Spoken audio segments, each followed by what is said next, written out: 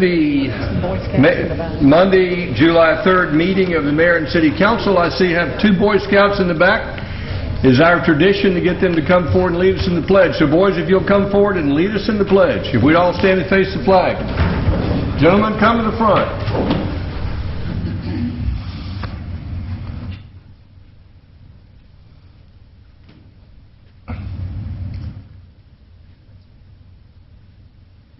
Pledge allegiance to the flag of the United States of America and to the republic for which it stands, one nation, under God, indivisible, with liberty and justice for all. So, gentlemen, if you'll introduce yourselves and tell us why you're here. I'm John, and I'm doing the Communications Merit Badge. John, do you have a last name? Ducott. Good to know that, John Ducott. And the other gentleman? I'm Joseph Palmich, and I'm doing the Communications Merit Badge. Well, it's good to have you all here tonight. We have 2 Life Scouts up here, and with the persistence of my father, I was an Eagle Scout along with my brother. So welcome to Roswell City Council. Let's have a hand for the Boy Scouts.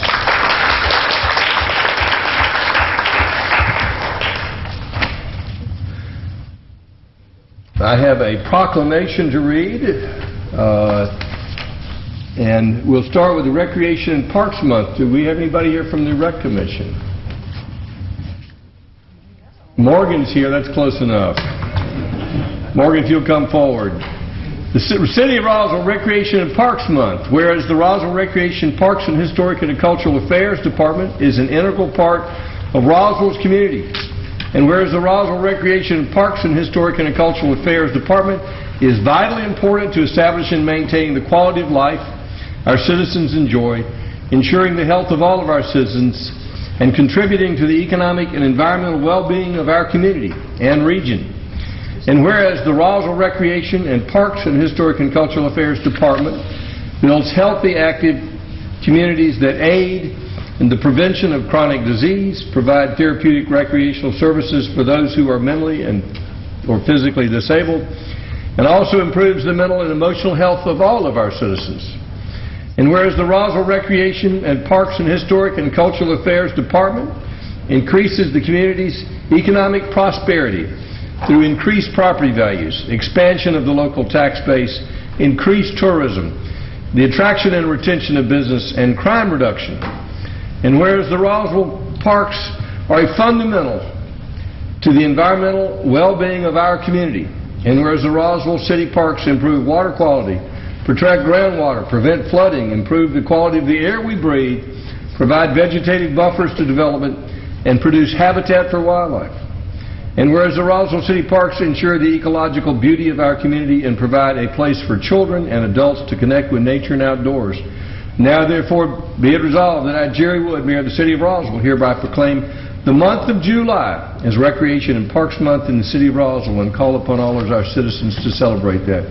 And if there is anything else we don't do with Roswell Parks and Recreation, I cannot think of it. This is a great department. It has been a great department for many years, and we're very pleased to have Morgan as our still fairly new director. Anything you want to add to that? I'm not sure what can be added. No, sir, Mr. Mayor, there's not a lot I can add to that. That was eloquently written as well as eloquently spoken. I didn't write it, so I'll have to thank you all for writing it. But we do appreciate you proclaiming July as as Recreation and Parks Month in the City of Roswell. And we can remind our citizens that we not only do the economic, environmental, health, cultural value to the life, but we also add the fun value to the life here in Roswell. And we take our fun very seriously in our department, and we appreciate it. We do want to remind you that for the last 5 years in a row, the National Recreational Parks Association has named us a gold medal finalist, which means we are among the best in the country at what we do. And we certainly appreciate that. And we'd invite everybody in the month of July to visit one of our 22 parks and feel the value that Recreation Parks adds to our community. Thank you. Let's have a hand for a great department. Thank you, Mayor.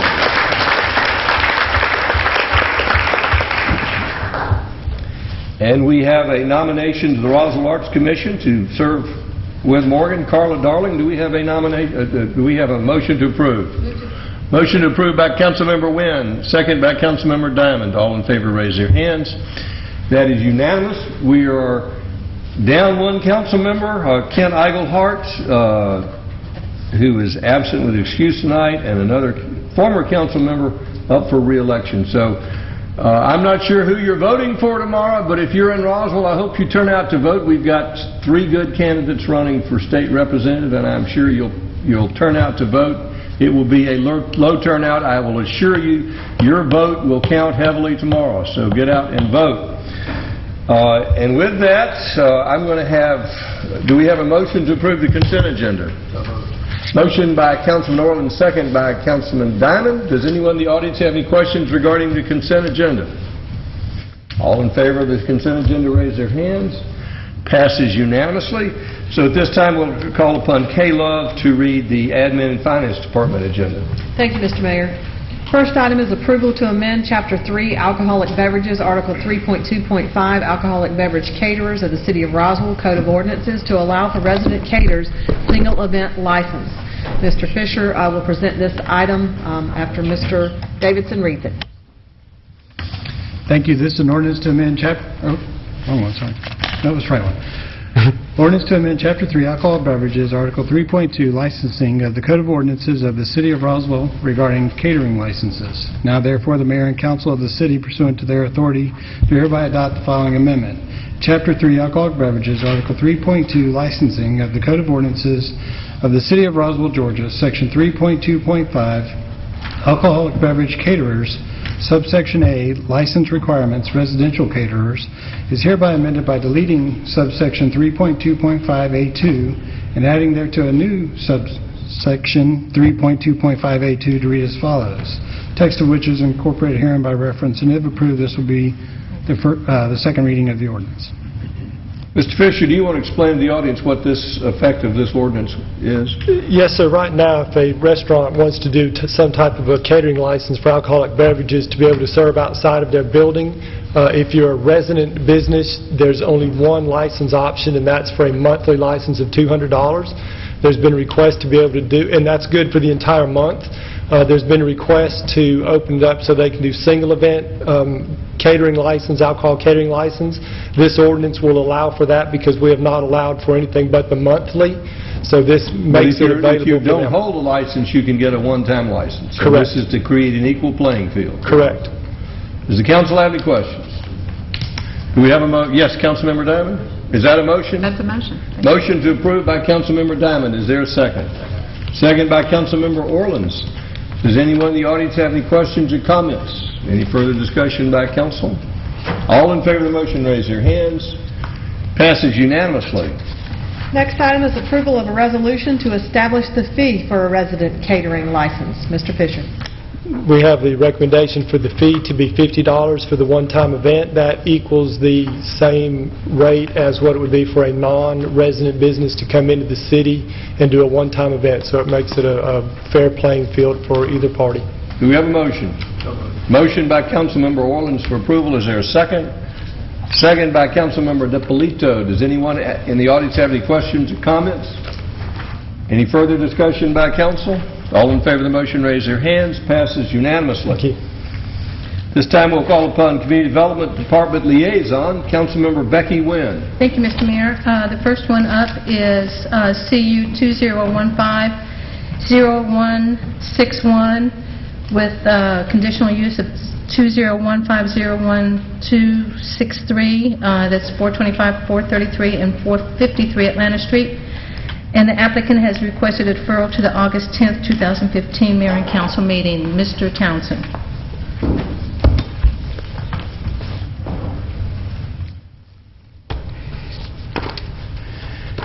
This is the application on South Atlanta Street. They are requesting a deferral to the August 10th, 2015 date. And have they, the reason for their requesting a deferral? They're trying to probably amend their plan. They had requested a deferral also at the Planning Commission, so the Planning Commission did not provide a recommendation at this stage. Is there anyone here tonight who wishes to be heard on this South Atlanta Street rezoning? Yes, sir. If you come forward, you'll have an opportunity, if this is deferred, to be heard later, but I just want to, if you're here tonight and you won't have an opportunity to come back or you'd like to speak tonight, we'll give you that opportunity. Honorable Mayor, members of the Commission, my name is Tino Venturi. I own the property at 463 South Atlanta Street, which is next to the proposed development. I'm not entirely against the project, but I'm against the fact that the first two buildings they have projected are right toward the road, which obliterate the view of my building coming from south to north, which would be very detrimental to my business, coupled with possibly down the road the median to be established. It would make it very, very undesirable for my business, probably will lose my tenants. Plus, it would possibly be harder for the city to widen the road, need be down the road. I think the way these two buildings are right next to the road. They've been brought forward so much that it's just ridiculous the way I'm looking at it. Thank you, sir. I appreciate it, sir. Does anyone else wish to speak? Do we have a motion? Motion for deferral. Motion for deferral by Councilmember Wynn. Is there a second? Second by Councilmember Diamond. Any further discussion? All in favor of the motion, raise your hands. Passes unanimously. If you'd like to come back, when have we deferred this to? August 10th. August 10th. August 10th. It will be coming back up again. And I encourage you to come back and be heard again.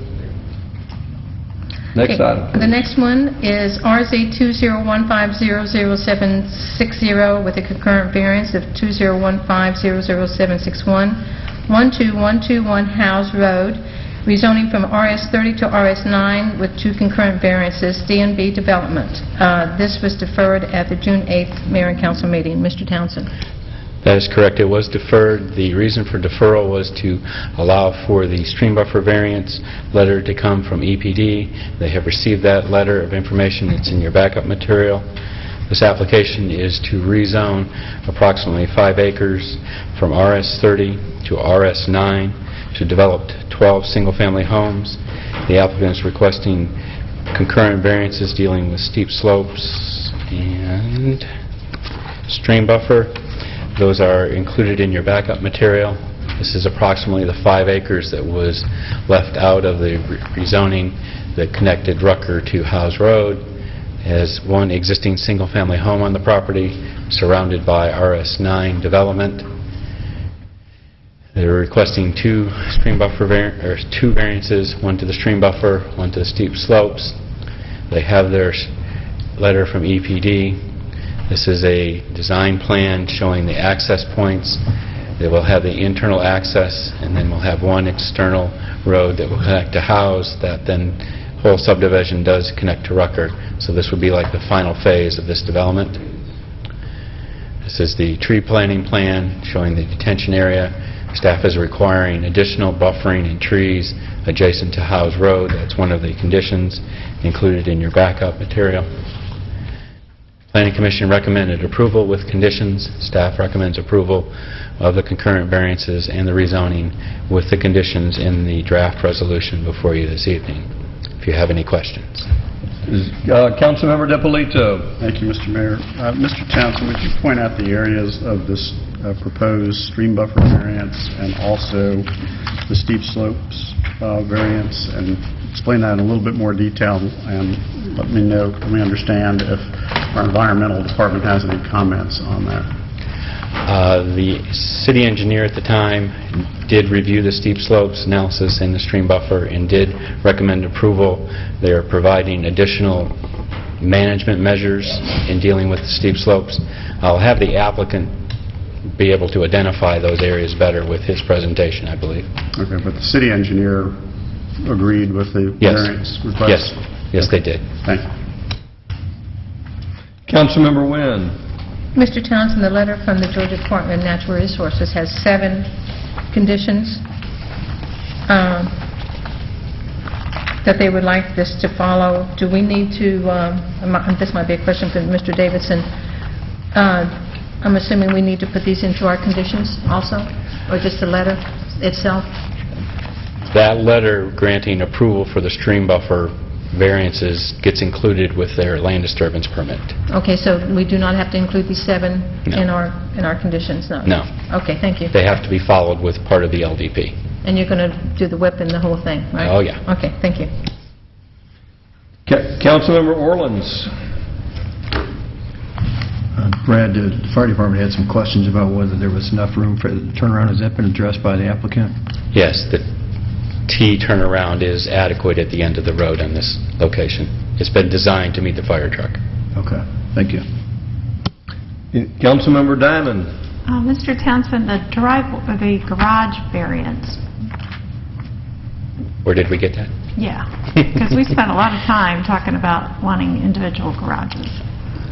The condition we pulled forward from the first phase, that's how it was actually written and adopted on the rezoning of the property that connects to Howes Road in Rucker. Was So that that's- before the UDC? Yes. It was during the process of the UDC, so with the thought of the UDC conditions, we conditioned that rezoning to this particular requirement. So it's still within the 40%. It's no more than 40% of the frontage. Right. Is that No, correct? it's 50. The condition we had drafted was 50, and that's how the other approval was. So we wanted to make the whole development consistent. Okay. But our rule now is 40, correct? Correct. Okay, and this is going to be, how obvious is this that this is all part of one subdivision? They only have access into the same subdivision. Their one access point goes into the subdivision. Did we do like a number? They couldn't do but so many homes with that, with a double garage? I'm trying No. to remember. It seems like we, okay. And we aren't getting rid of a curb cut, I assume, on House? Yes. Yeah, a current driveway gets removed. Okay, thank you. Questions? Thank you. At this time, we'll hear from the applicant.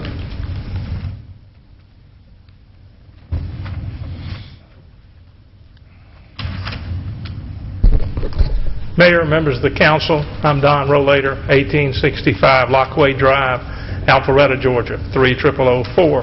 I'm here tonight on behalf of Bill and David Hole, who are both here, who are developing this property. Steve Rowe from AEC is here to answer any questions you may have about steep slopes, stream buffers, or things like that that are technical in nature. This request is to rezone 5 acres on House Road from RS30 to RS9 to complete the subdivision that's already in existence known as Burkdale at Crabapple. The lot sizes, everything about this development is in conformity with that which has already been approved. The tract only has frontage on House Road, but because of its development with the remaining subdivision, it also will have access to Rucker Road through the existing subdivision streets. Surrounded by property zoned RS9, RTH, and PRD. The proposed development at 2.4 units per acre is in conformity with all surrounding development. The 2 variances requested are to the steep slope ordinance and the stream buffer requirements. Without these variances, this property is undevelopable as a single-family subdivision. Staff and Planning Commission support both of these variance requests. Mr. Talaferro has owned this property for over 25 years. He'd like to move on. He's enjoyed his stay here, but the world around him has changed considerably. These variances permit this subdivision to go forward like that which is around it. The proposed use is in compliance with the comprehensive plan, and it's in harmony with surrounding developments. The neighborhood will be harmonious with existing developments as to design, size, and density. In addressing the conditions, I would tell you, it's scary for me to say this, but except for one word, we are in complete agreement with the staff on the conditions on this property. In condition number 6, there is a word which makes us nervous, and that's the word perpetual. All open space and cemetery parcels shall be under the control and perpetual maintenance of the homeowners association. We would prefer to substitute the word continuing there. The state of Georgia has codified a perpetual care ordinance for cemeteries that this doesn't comply with. Being the former president of a perpetual care cemetery, I assure you we don't want one. I had all the fun I wanted and it was free. Other than that, we are in agreement with the conditions. Ms. Diamond, would you like for Mr. Rowe to come forward at this time, or Mr. DiPolito, either one, and give you a little further explanation on those two variances? I'll turn it over to Steve Rowe at this time.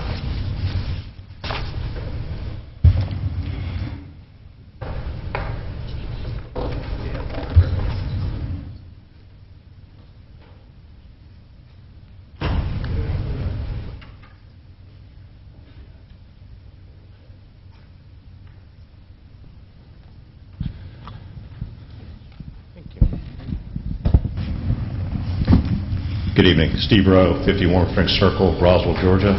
Here with AEC. And the streams were actually coming from a pipe that exited on Howes Road. And I can't see it. Back up a little bit. Is there a copy of this that's available to the public also? Or maybe you get to the... Just put it on the overhead. Actually, And just explain it from the Mr. overhead. Townsend has a better... There may be folks in the audience with an interest in this.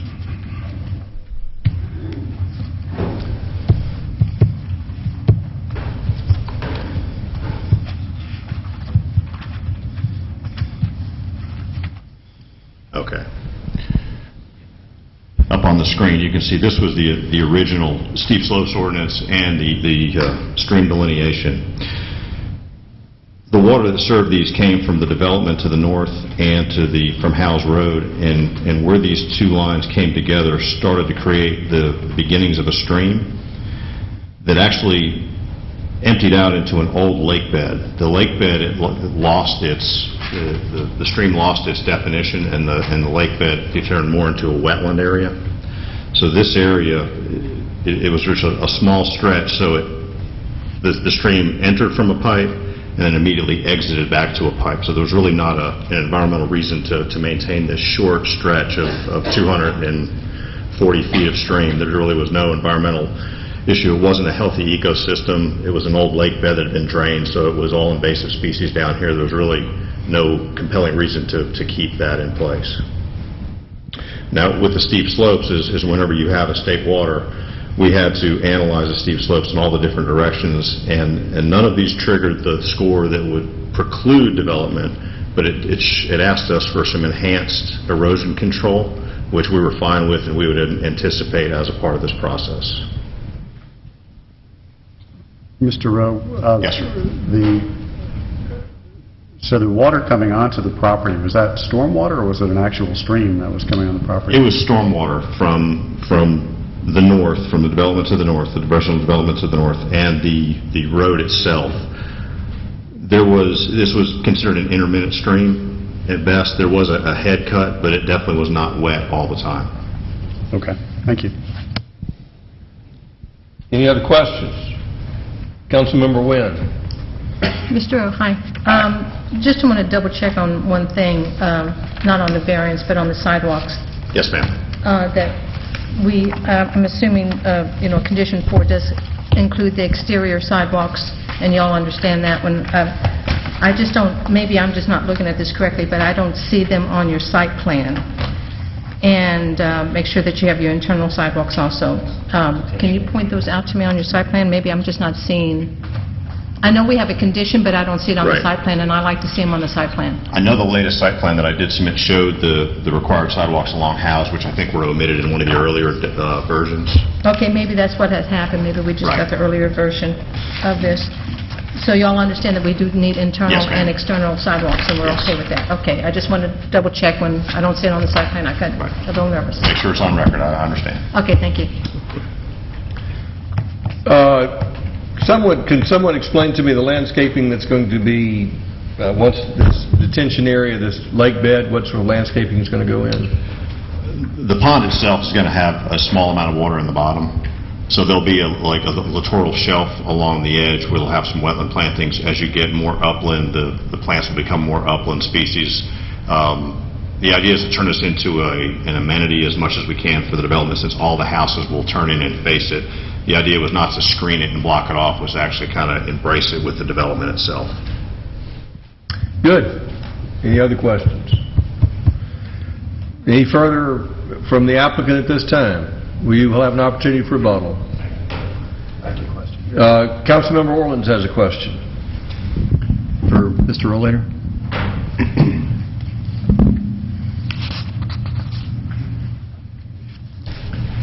In your opening remarks, you were commenting about how this was similar to everything around it, and one of the words you said was design.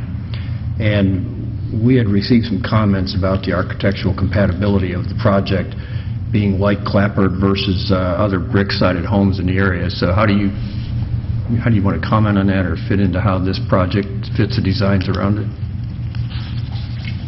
I think the best comment I can make is that the architectural style will reflect that was developed in Burkdale Phase 1.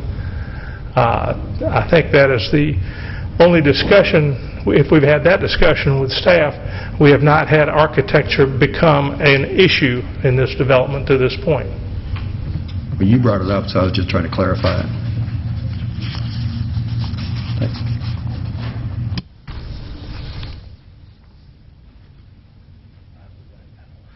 Let's see.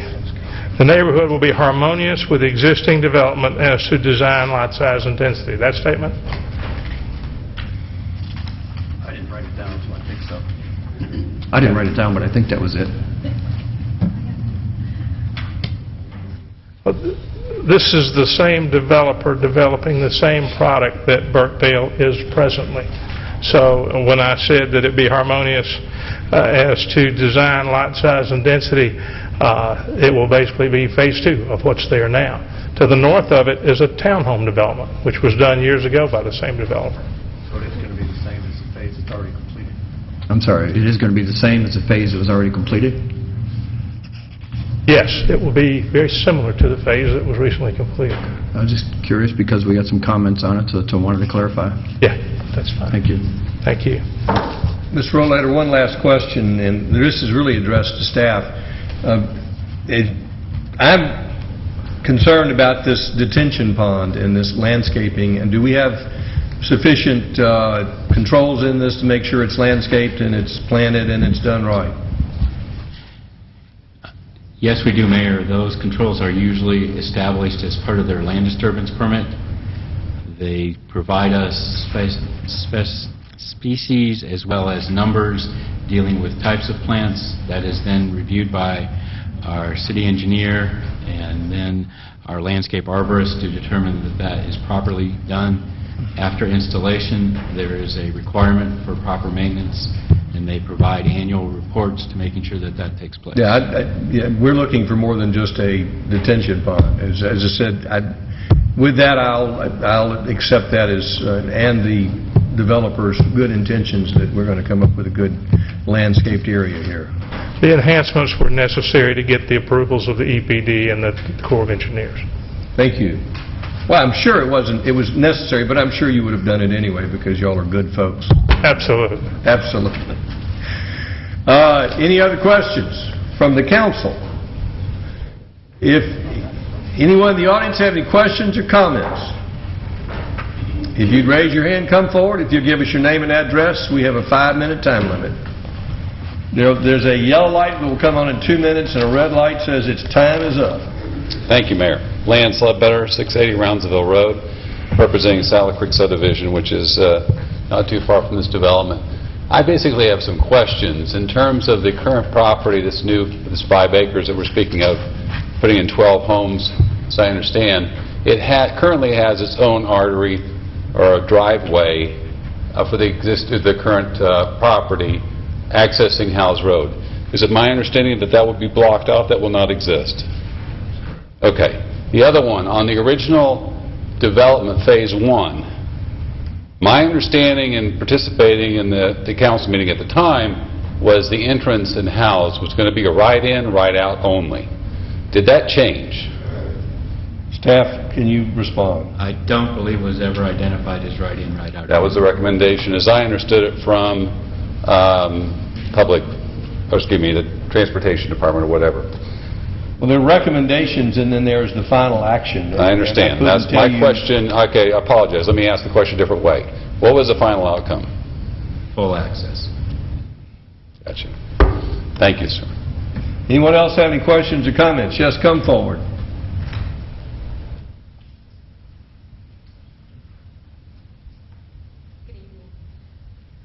My name is Juliette Johnson. I'm representing the Roswell Historical Society, and one of the things that we are trying to establish a precedent for, because it is Georgia law, is that any sort of development within a certain buffer of cemeteries, and this is clearly next to a cemetery, needs to have an archaeological survey prepared and presented beforehand to show that there are no burials on the other side of the fence anywhere near the development. And I do have a copy of the law that I can present for anyone here that's interested. Mr. Rollator, do you have a reply?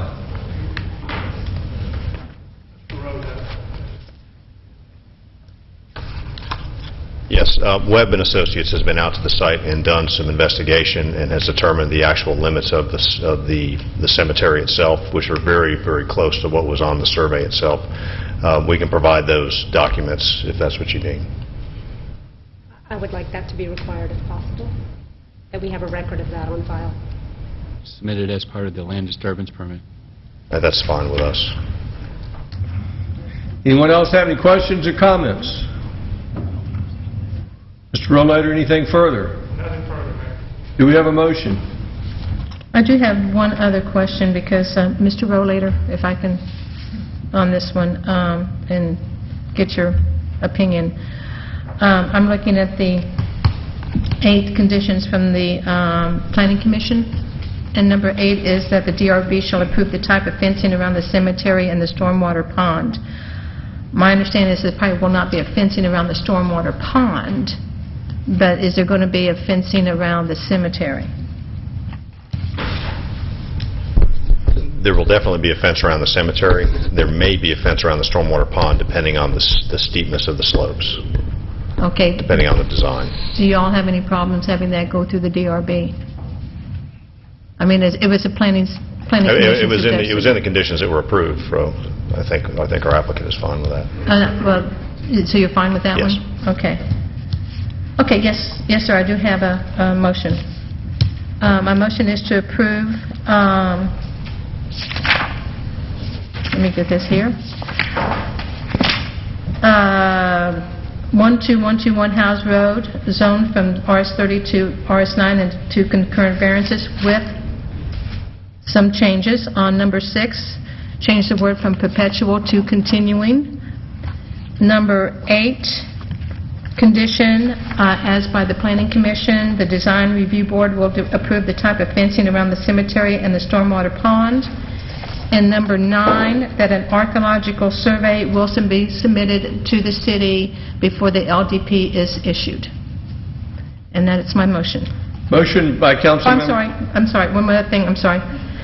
And that the Phase 2 will be in harmony as to size, lot size, density, and architectural features of Phase 1.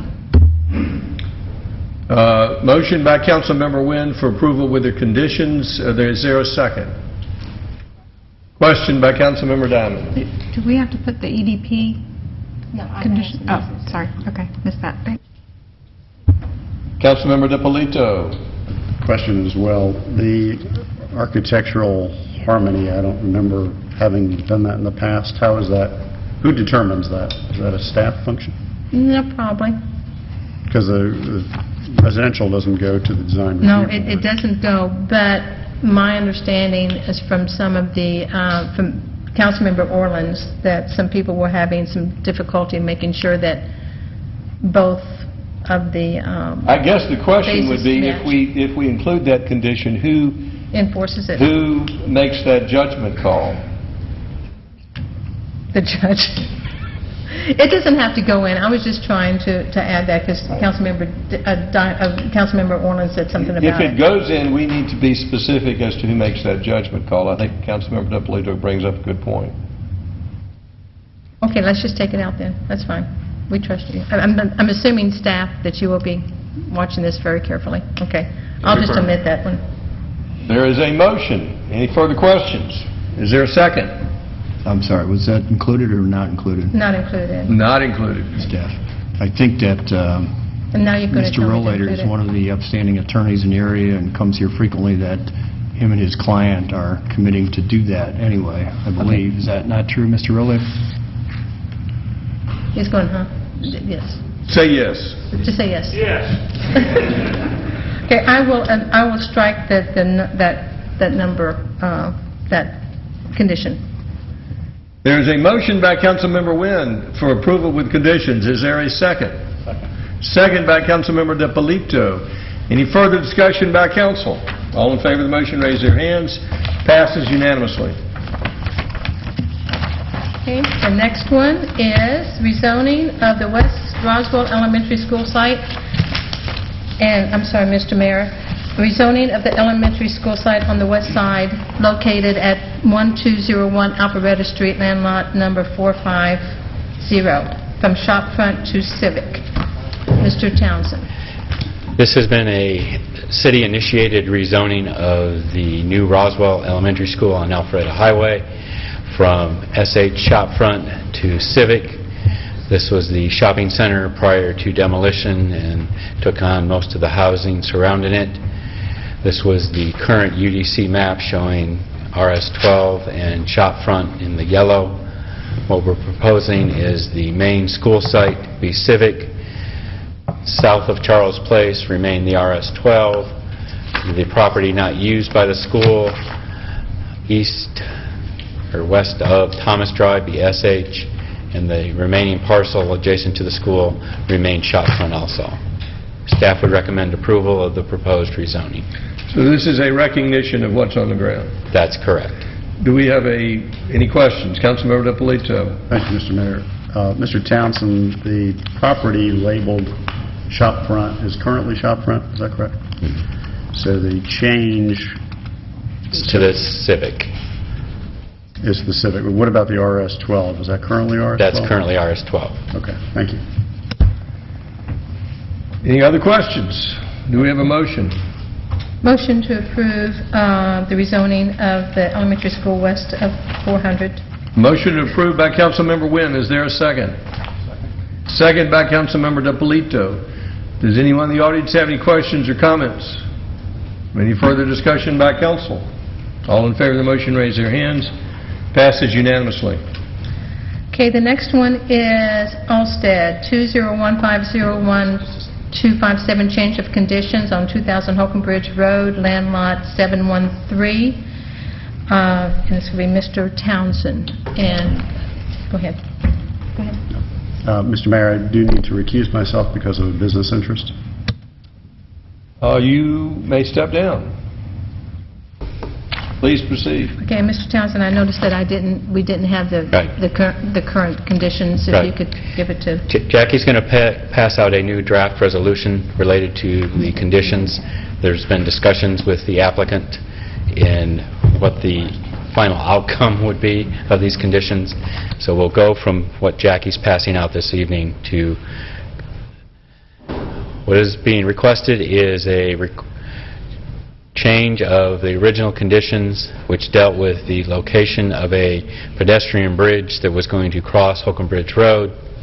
This is the location of the parcel, Holcomb Bridge Road, Eves Road.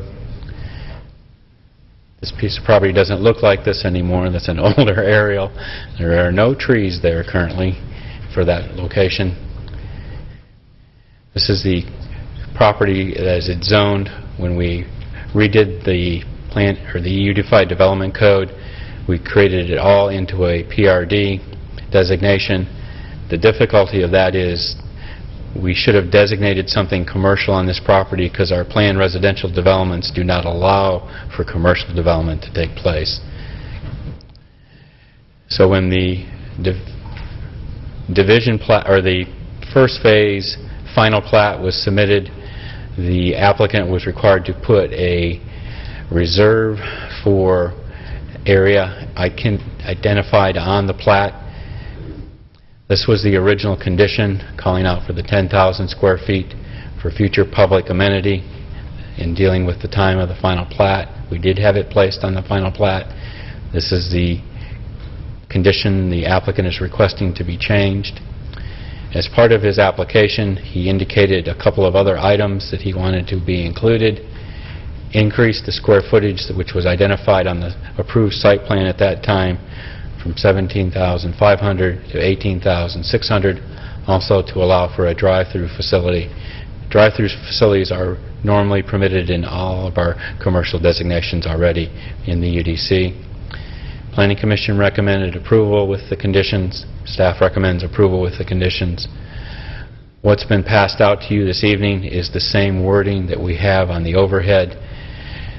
The discussion from the Planning Commission meeting to today has been dealing with the designation of the removal for the landing of the bridge.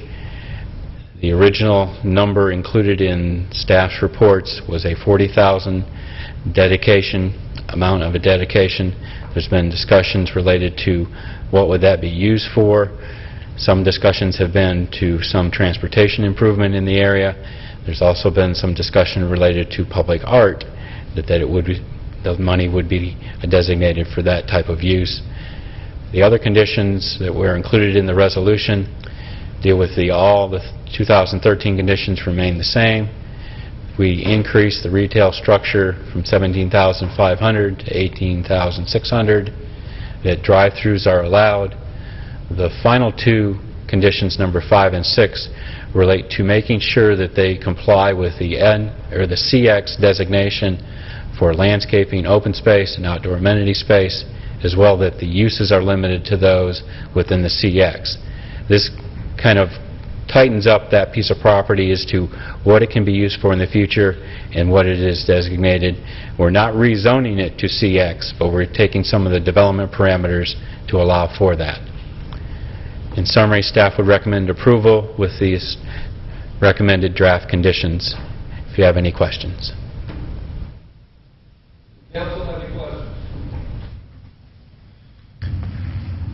Councilmember Wynn. Just one legal question on number 1. My understanding is that we cannot, the Roswell Arts Commission cannot take the money, so we're going to have to find another, if this is approved, another wording for where the money can be placed. The thought was to donate it to the city, and the city would commit to spending it on public art in this location. Exactly, and I just want to make sure that that's going to be changed, that the wording with that will be changed, that the developer will be donating the money for public art on this, and that the city would be the... Now, is the developer here? If he'd come forward, I got a question. So do I.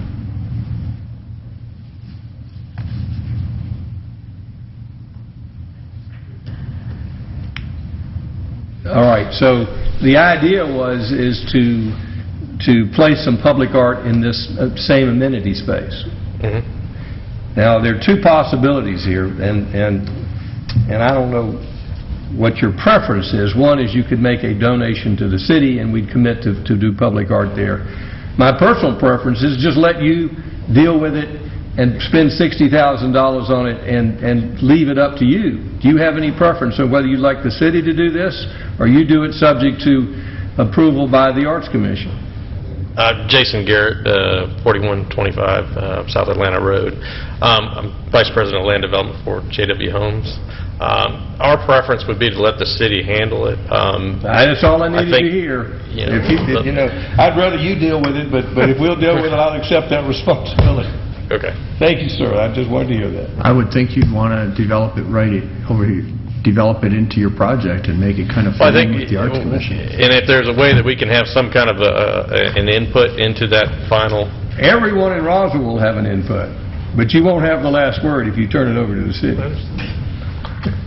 Councilmember Wynn. Well, when I make my motion, I'll add some wording and see if it flies or not. Okay. Yeah, I think for us, it's just, we want to make sure it's consistent with the theme that we're placing out Again, there. I'll see if I can do some wording and see if it flies. Okay. Okay. Does the council have any other questions for the applicant? Does anyone in the audience have any questions or comments? We haven't had a presentation yet. I think you're doing pretty well so far. Okay. We're not done. All right. Please proceed. Mayor and council, again, I'm Don Rollator, 1865 Lockway Drive, Alpharetta, Georgia. Here tonight on behalf of J.W. Homes. Jason Garrett is here with me tonight. Just want to give you a very small history on how we got here, and then we'll tell you what we think. It'll be short. The way we got here is the last-minute condition when we got this whole development approved was this: let's put a landing pad for a future pedestrian bridge on your property. How about 10,000 square feet? Nobody had any time to think. Nobody thought. They said, well, sure. And then we landed it at the corner of this commercial parcel. Then J.W. Homes began the serious business of marketing this parcel for commercial development, and everybody looked at it and went, whoa, if you put a bridge there, the minimum clearance has got to be 17 feet. The bridge is probably going to be 30 feet tall. You can't see this property approaching from the east. We don't want it. So we went back to the drawing boards, talked with the staff, and we said, how about we do something beneficial for the city? They said, that 5-foot sidewalk along your side of Holcomb Bridge, can you make it 10 feet? And we studied it, and we said, sure. And they said, about how much would that be? And we said, $40,000. I said, well, we think we maybe want the sidewalk on the other side of the road. Do you care whether it goes on your side or the other side? Could we just have some money? And we said, sure. And that's where it went next. Sometime last week or earlier today, it came up, well, we don't think we need any transportation use for this at all. We think we want some art. Our reaction still is, well, okay, that's fine. What we do want to get to is the value of this to us, and it's never been an issue, is $40,000. That's what it cost us to modify that sidewalk and to make it an amenity to the city. That's the number that fits into this budget for this small piece, 1.8 acres of commercial property. So while we're in on the concept in total, we disagree as to the money. We are happy to have the city and the Arts Department, and however they want to do it, do the monument, and if they want us to have a little approval, fine. If not, I'm sure Ms. Wynn can handle that in her motion. The other thing we think should be done, just a legal maneuver, that we need to state an extra condition that says that these conditions only apply to the commercial area parcel, because this is part of a larger whole. This was the one part of our mixed-use development that we agreed to designate for commercial use. In order for us to be mixed use, we need to do this one commercial. So our request tonight is to please approve this change of condition. We're happy to do that by contributing money in any shape, form, or fashion that the city deems necessary as to use-wise to make that happen, but we object to the sum of $60,000 being the amount. It doesn't bear any relation to where we've been over the last months with this application. At this point, we're happy to answer any questions you have, and we'll reserve time for rebuttal. Does the council have any questions? Thank you, Mr. Rollator. Thank you, Mayor. Councilmember Orleans. Mr. Rollator, I was about to thank the applicant for contributing the $60,000 to our public arts. As you know, the city is also trying to set that example in doing our fire station. And however the condition came about on that piece of property, there is a value for that condition, not just the sidewalks that were going down Holcomb Bridge Road. So I think that's part of the thought process, is that there is a value to this in removing the condition for the applicant and the property. And I just want to congratulate him in doing this for the artwork. But I guess I'm anticipating it's $60,000 and not $40,000. We have no interest, according to my direction from my client, as to the sum of $60,000. We would consider that an extraction. What we're trying to do here is to be a good citizen. We've been trying to do it ever since we tried to change this condition, and the field of play keeps moving. The first time the value moved was this morning, and I've talked to my client about it at some depth. And this property finally has a viable purchaser. It's under contract. If this is approved, it will go into development, and we will have complied with our request to make this a multi-use development. It doesn't fit into the scheme of things to make this transaction work to contribute a sum in excess of $40,000 as basically a throw-in for art. I guess, Mr. Rollator, back to my point that there is a value to remove this condition. Whatever happened, the condition is there, and it's causing issues with the property. And so I think the city's considered all this and willing to remove the condition. The condition does have a value, so I guess we could postpone this and try to get an appraisal done to see if you think it's a $40,000 value or a $60,000 or an $80,000 value. Gentlemen, I think that the two of you are not going to reach an agreement. Absolutely. So, if anything, either one would like to add, but I'm not going to continue this debate until you reach an agreement, because we will not, between the two of you. I don't think a deferral or delay would change our position, Mayor, any more in the future than it would tonight. Does anyone in the audience have any questions or comments? Further discussion by council? Councilmember Diamond. I do want to clarify, as I recall the discussion when this first came back around was, you know, we certainly never intended to render this unmarketable, and we recognize that, you know, it's not property that belongs to us, it's property that we have the right to purchase eventually. That's correct. But at that point, the discussion was, well, we really like the 10-foot sidewalks. Could you do 10 feet instead of 5? And that was my understanding of where the $40,000 came from, was that would be the cost to upgrade to the 10-foot sidewalk. Well, in the interim, the 5-foot sidewalk was poured. So then we came back to, well, how can we make it right? You know, our staff's position is it would not meet our specs to come to retrofit it and have two 5-foots together. So that's how we came to where we are. I don't know that our staff ever came up with a $40,000 number. I think that was strictly... we could expand the 5-foot sidewalk to 10 feet for the same sum we could install it straight up. So the fact that the first 5 feet is down does not prohibit us from expanding that sidewalk to 10 feet. It's a common construction technique that's used in the development business. And you could do it to our specifications? Because I thought they had discussed that with staff, and it was going to be closer to $150,000 to retrofit it. Now, they were looking at a sidewalk, I think, and I'll defer to Brad and Jackie, on the south side of the road, and the first request, I think, was for $121,000, somewhere in that neighborhood, which was on someone else's property. So you could take up the sidewalk that we have and make it fit our specifications, one smooth 10 feet.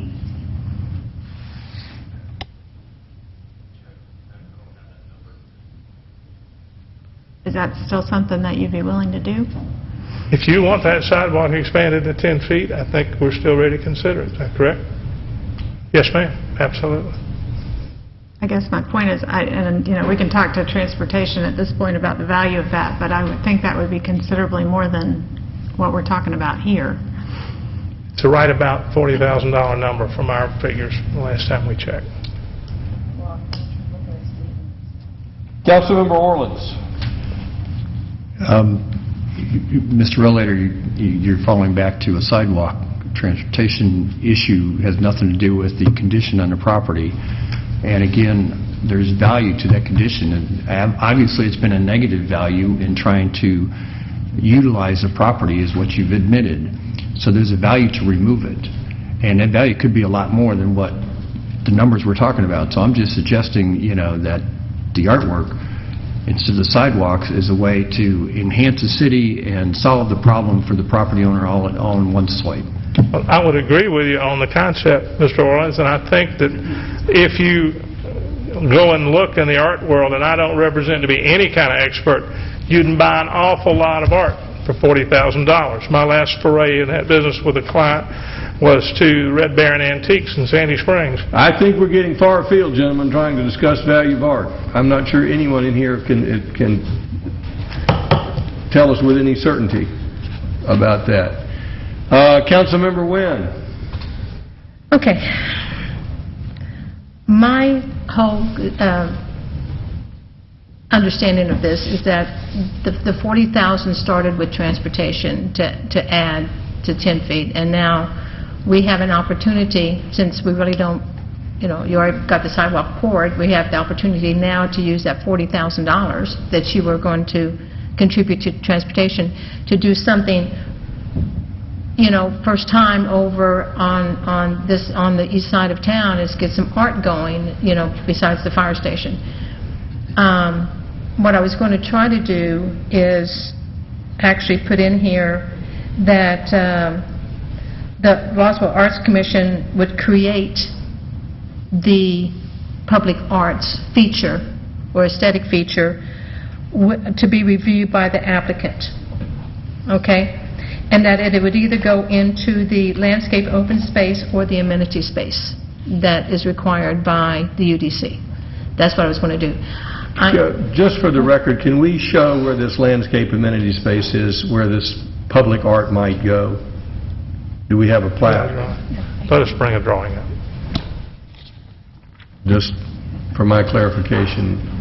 And Mr. Davidson, whether it's $40,000 or $60,000, I assume this is going to be a permanent installation. Do we have sufficient protection that this is a permanent installation and we don't have to revisit this at some point in time? If they show it on their plat, or if they want to show it right now, then we'll make sure that we're protected. So it'll be within this red zone? Within the red line area? That's the commercial parcel, correct. And that's where the public art would be? Somewhere in that. Somewhere in that, and it would be a continuing installation, not perpetual, but continuing. Permanent. Permanent. It's a good word for it. I like permanent. And my understanding too, Mr. Mayor, this commercial has got to go to the DRB anyway, and so they would have an opportunity to look at the placement of the art also, because that would be part of their assignments. But I also You'll repeat that. We've sort of wandered. okay, and I was just corrected by the attorney, so I might have to have him do it. But I'm not comfortable with the $60,000. And I haven't been comfortable with the $60,000. It was put in so we could have a discussion of the amount of money. And I understand where Councilmember Ordonez is coming from, but I've been telling him, I'm just not really comfortable. I don't know if I use those words, but I'm not. I feel that the city sets $40,000, and that's what it should be, is $40,000. So let's try to put together a motion at $40,000. Okay, the motion would be that the owner developer shall pay to the city $40,000 for the placement of public art on the parcel identified as commercial area parcel, which I'm not going to do that. The public arts shall be, I said created by RAC, but you don't want me to say that. I'd say approved. Approved by, reviewed by the applicant and placed on the property prior to the certificate of occupancy for any building on this parcel. I think it was be approved by the Arts Commission. No, as David says, just a city decision. All right. And I think really how the city's going to work it, we're going to have the Arts Commission look at it anyway, to review it to make sure. And so that the placement will be either in the landscape open space or amenity space as approved by the Design Review Board. And then number 7, that Mr. Rollator had stated, which is these conditions only apply to the commercial area parcel shown on the site plan at Holcomb Bridge Road and Eves Road Extension. So that's my motion. I am taking it down from $60,000 to $40,000. Motion by Councilmember Wynn at $40,000 donation with conditions. Is there a second? Ask a question. You may ask a question. So who actually commissions the art? The city. David. Oh. The city of Roswell. That will be for you to decide internally. You don't have to put that in here. Okay. Okay. Thank you. Is there a second? Second by Councilmember Diamond. Further discussion? Councilmember Orleans. A question, Councilman Wynn. You're saying 40,000 for transportation or for art, or what are you saying? No, I understood it was 40,000 for art. If I'm incorrect, please let me know. no, it's 40,000 for the art. For the arts? Yes. Public art. And so then what are we doing about the transportation part? It's, I don't think we need a transportation part. I think they're doing their job right now. There is a motion and a second. Any further discussion? Councilmember Diamond. Can somebody tell me why that's notched out in that spot? Is that a space that's public space, or who owns the corner? I think the notch is power poles or poles for, So it's city it's property? right away, Okay, DOT right away. okay. Thank you. Any further discussion? All in favor of the motion, raise their hands. Councilmember Diamond, Councilmember Wynn, all opposed. Councilmember Orleans passes 2-1. Rich DiPolito, please come back.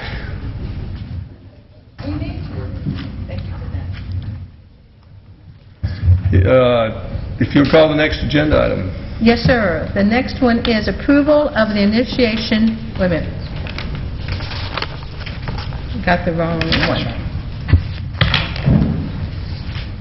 I'm sorry, yes, I was right. Approval of the initiation of a text amendment to Section 9.7.15 outdoor dining of the UDC to control the sale of alcoholic beverages in outdoor dining areas. Mr. Townsend.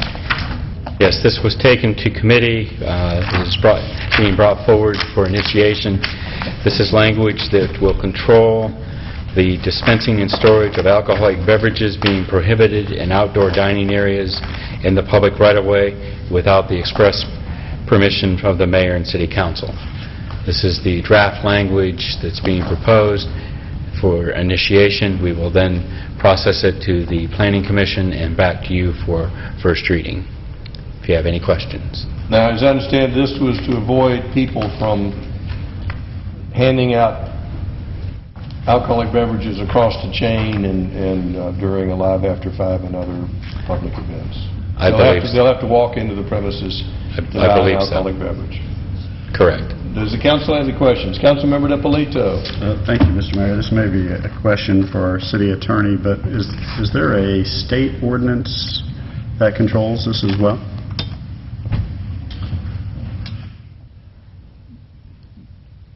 There used to be a regulation. I don't think there's a regulation anymore, as long as it's part of the premises. And when we give them the license to go on the sidewalk, it's part of the premises. What we've approved is basically the location of the tables and other things, and they will carry a cooler out and set it on a table, so that what you approved is actually still there, but they're serving from that cooler then. So this will address that. So just by basis of approving the license, that legally extended the premises? Yes. As well? So they could technically serve food there and cook food as well? Well, they would have some problems with the health department, but yes. Well, and I guess that's another question, does this cause health department issues as well? I know we're solving it, but I'm wondering, is it also... We're not solving the whole world's problems tonight, but just one at a time. Well, I imagine we're going to get some pushback, so if there are other agencies that it violates their laws, I think that helps our case. I don't think we'll get any pushback. I think they're all good citizens, and they want to work within the community expectations. All right. Any other questions? Do we have a motion? Motion to initiate the text amendment. Motion by Councilmember Wynn. Is there a second? Second by Councilmember Orleans. Does anyone in the audience have any questions or comments? Any further discussion by council? All in favor of the motion, raise their hands. Passes unanimously. Okay, the next one is approval of an appeal to the UDC Article 11, Streets and Public Improvements, Section 11.3.7, interparcel access for 1075 Canton Street, land lot 412, Richard Van Bergen. It will be Mr. Townsend. As part of the Unified Development Code, we put some very stringent interparcel connectivity language in that. What we're dealing with is a smaller parcel that has been approved. There's an existing historic home on the property on Canton Street. It's been approved for 4 townhouses, which will be built on the rear. There is a driveway that connects the townhouses to Canton Street to the west. What is being asked and requested by the Transportation Department is that the parcel allow for future access to the east. As you can see in this location, that backs on to Swallow and the Hollows parking lot to the east. So if Swallow and the Hollow was ever to redevelop into any other establishment, we would have a connectivity to Green Street, to Canton Street at this location. The subject purchaser of the property does not wish to ever have that public access take place. He is asking to appeal, and that requirement not be required as part of his land disturbance permit. That's where he's at in the public process. He's requesting a land disturbance permit. Transportation is asking for him to record an easement that will allow for future access to take place. He's asking not to be required to record that easement and to appeal the requirement for the connectivity to the east. If you have any questions. Any questions, Council? Councilmember DiPolito. Thank you, Mr. Mayor. Mr. Townsend, did this project have to go in front of the HPC? Yes. At that time, did the Transportation have any comments as to this access? I'm thinking the approval was probably over a year plus ago. The connectivity requirements of the UDC were not in place at that time, but I believe Transportation has always wanted to try and connect to the east. Okay, so it was not brought up during the original approval with the HPC. It wasn't brought up until the land disturbance permit? That's correct. Okay. My other question, there was, the applicant, I believe, had written a letter describing the situation here, and he talks about the fact that the connectivity is really for commercial properties and for multifamily. Do you have an opinion about that concept? Does a townhouse meet the spirit of that connectivity that was really for multifamily and commercial? Yes. 4 townhouses as connected as one building is considered a multifamily. All right, so from the planning department's perspective, whether it's townhouses, apartments, condos, that's all fits under the multifamily umbrella? Correct. So in your mind, anytime we have a townhouse development, we would be looking for external connectivity? That's correct. Okay. And last question for, this is describing a permanent access easement. I guess the intention is to make that somewhat of a public road. How exactly does that work? If this gets approved, are we asking them to provide us a permanent access easement? Yes. That's what the requirement of the UDC requires. They record a permanent access easement. Over the entire stretch of road? Over the entire driveway that goes from Canton Street to the eastern property line. And so that's something that the public gets to use, but who pays for the maintenance of the road? They do. Okay. Thank you. Other questions? Councilmember Diamond. Maybe this is more of a comment. I understand, and we specifically in the UDC talked about townhouses being considered multifamily for this purpose. Do you feel like this points out an instance where we might need to tweak that code to more accurately reflect our intentions in this area? Or because everybody did what they were supposed to do here, it just I think what we're getting down to is, okay, we've got the words on the book, we've got the drawings and the diagrams in the UDC. Now we're applying it to real world. We're seeing some of those conflicts of saying, maybe we took it too far, maybe we didn't take it far enough.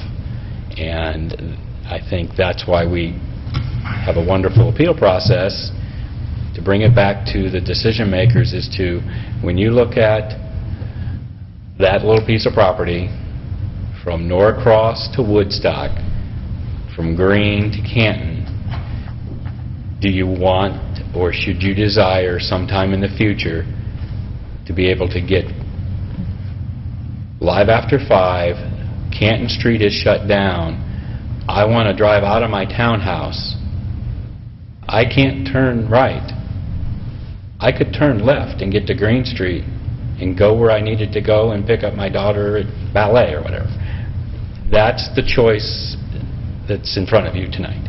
Well, and I'm glad we're having it on this way than trying to institute it the other way. Right. But, you know, when you have Plum Street 2 doors down, and, you know, basically Plum Extra Street Right. to go the other way, as I said, everybody did what they were supposed to do. I have no doubt that transportation indicated they would like a connection there at that point, because they're pretty consistent on that front. And I think this is, and we can't zone for everything that comes up, but to ask a residential development to connect eventually to something that could be commercial, could be they don't know what, I think is probably not what we intended. So I'm comfortable with an appeal. I think there is a middle ground here, people. It's a middle ground that I take often. And that is, from time to time, I will cut through, walk through from this property to Swallow and the Holler, a pedestrian access. So I would like the council and the property owner to consider a pedestrian access. We're trying to create a walkable community. And Swallow and the Holler is one of the best barbecues in Atlanta. And there are a lot of other things. Kids might be able to walk to school, to this elementary school on Highway 9. So I would like the developer and the council to consider a pedestrian access and maybe even allow bicycles because that is consistent with a residential use. And so I just throw that idea out there. Transportation's doing its job. It's looking for connectivity. I think in some cases it may not work out long term, but I think in this case pedestrian activity access makes a lot of sense. Councilman Orleans. Maybe transportation could comment on this, but Brad, looking at the site plan, the drive is going to go all the way to the back of the property anyway, is it not? The way this is drawn, it is drawn to go to the back of the property. Their land disturbance permit has like a 10-foot gap at the east end of it. Because what I'm thinking is, we don't know what may develop behind it. And if we put the connection there, and they could gate it except for perhaps pedestrian access through there, for the future when the project is completed on the other side, I don't know if that would work or kind of be a middle ground on this whole approach or not. But that could be one way to do it so that they don't have the commercial cutting through on the residential, but in the future, if that becomes residential behind it, we've got it, that we can work it together. I don't know, how does transportation feel about that? Maybe they can come up and comment. Transportation, if you'd come forward. You may comment on anything that you've heard previously, or defend your position if you wish. Good evening, Mr. Mayor, members of City Council. Can you go back to that graphic showing? Okay, so I think this is a great example of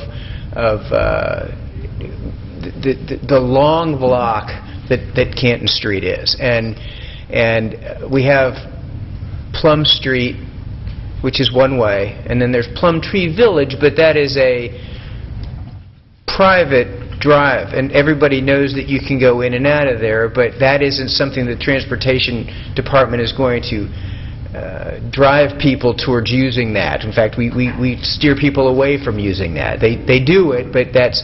So our issue was just to really just try to break up this long block. Councilman Orleans, your point about the compromise, I think, is something that we could certainly support, which is the potential for connectivity perhaps putting a bollard up to prevent vehicles from using it for now, and then if it never changes, pedestrians can use it, as the mayor said. If it becomes a future residential area, then it's ripe for the connection. Also, your reference to the Plum Street Shopping Center Village to go through there, when they shut it off for valet parking, you can't get through there anyway.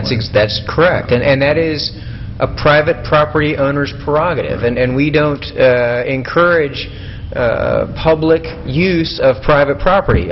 We understand that it happens, but that isn't part of our... So as far as we're concerned, it really doesn't exist. Plumtree. Councilmember Wynn. Okay. The driveway now is a private drive. Am I correct? This that they're proposing? Yes, is a Yes, private ma'am. drive. So what transportation would like to have is a connection from whatever future development's going to happen to a private drive, which now would make it a public drive.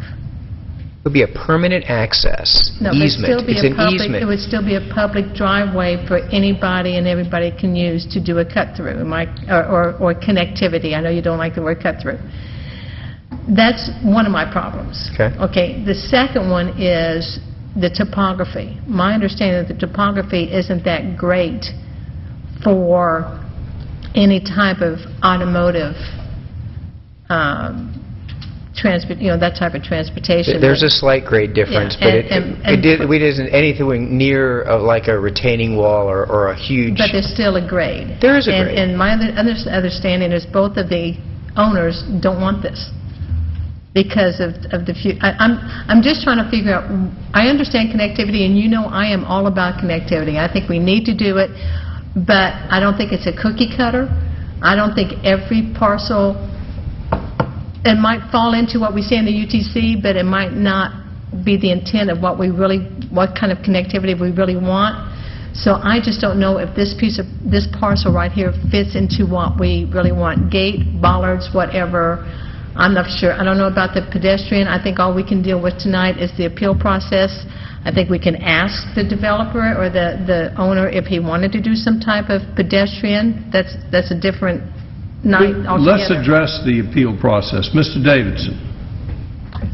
Yes, sir. This council could grant the appeal. It could not deny the appeal, but it could modify the condition to make it a pedestrian access and bicycle access. On appeal. Well, the appeal is to the standard to provide the access easement. It doesn't actually say whether it's automobile access, pedestrian access, or bicycle access. So this council could grant the appeal as to the automotive portion and deny it for the pedestrian and bicycle portion, if that's what this council wishes to do. Councilmember Wynn. I would like to hear from the applicant on if that's what my colleagues are looking at doing, because, again, it's a private area, and I'm just curious. I'm not really gung-ho about opening it up to vehicular traffic, but I want to see what you have to say about maybe a pedestrian type of traffic there.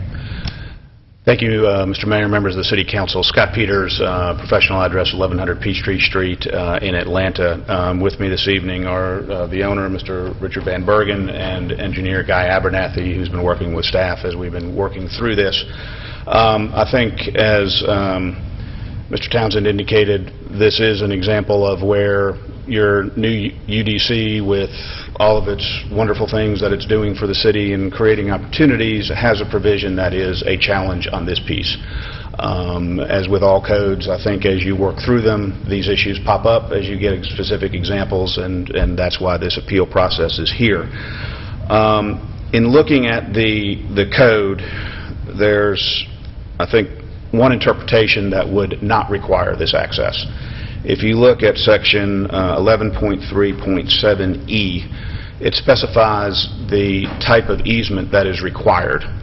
And what it states is that it allows pedestrian and vehicular access to all properties on the same block face as the property owner establishing the connectivity. Here, the request of transportation is not to provide connectivity to properties on the same block face, which would be Canton Street, but would provide connectivity through to Green Street. If you carry that through all the way down Canton Street, you potentially, depending on what's developed, multifamily, commercial, you potentially would have 8 cut-throughs. Obviously, that's not what I think the City Council or staff is looking for. We've been trying to work through this. This has not been an adversarial process with staff. I think we've been trying to figure out how to meet their interpretation of the code while at the same time addressing the concerns of Mr. Van Bergen, who is looking at developing $800,000, $900,000 townhomes, and to provide interparcel access as requested by staff. He is concerned regarding security and the marketability of those townhomes if traffic from Swallow in the Hollow or whatever is cutting through, whether it be vehicular. And Mayor, we appreciate the concept of providing pedestrian and bicycle traffic, but we think that does open up just, again, some issues there. I will tell you, Mr. Van Bergen... If you could tell me the issues that it opens up. I think we have issues with, number one, people cutting back and forth between there at late hours. Obviously, school children going through is not a concern in the morning. You know, people who have perhaps parked at Swallow in the Hollow and then decided to come over to some other establishments on Canton Street and are leaving later in the evening potentially are a problem. And to tell you, Mr. Van Bergen is not completely opposed to providing connectivity. He is looking at acquiring the property next door to the south. If he does that, let's talk about another potential compromise. Because I'm trying to make this a walkable community. Understand, sir. And so what about a gate that you could lock at night and open it up during the daytime? People are going to be walking across this property. They walk across this property today over to Swallow in the Hollow. Right.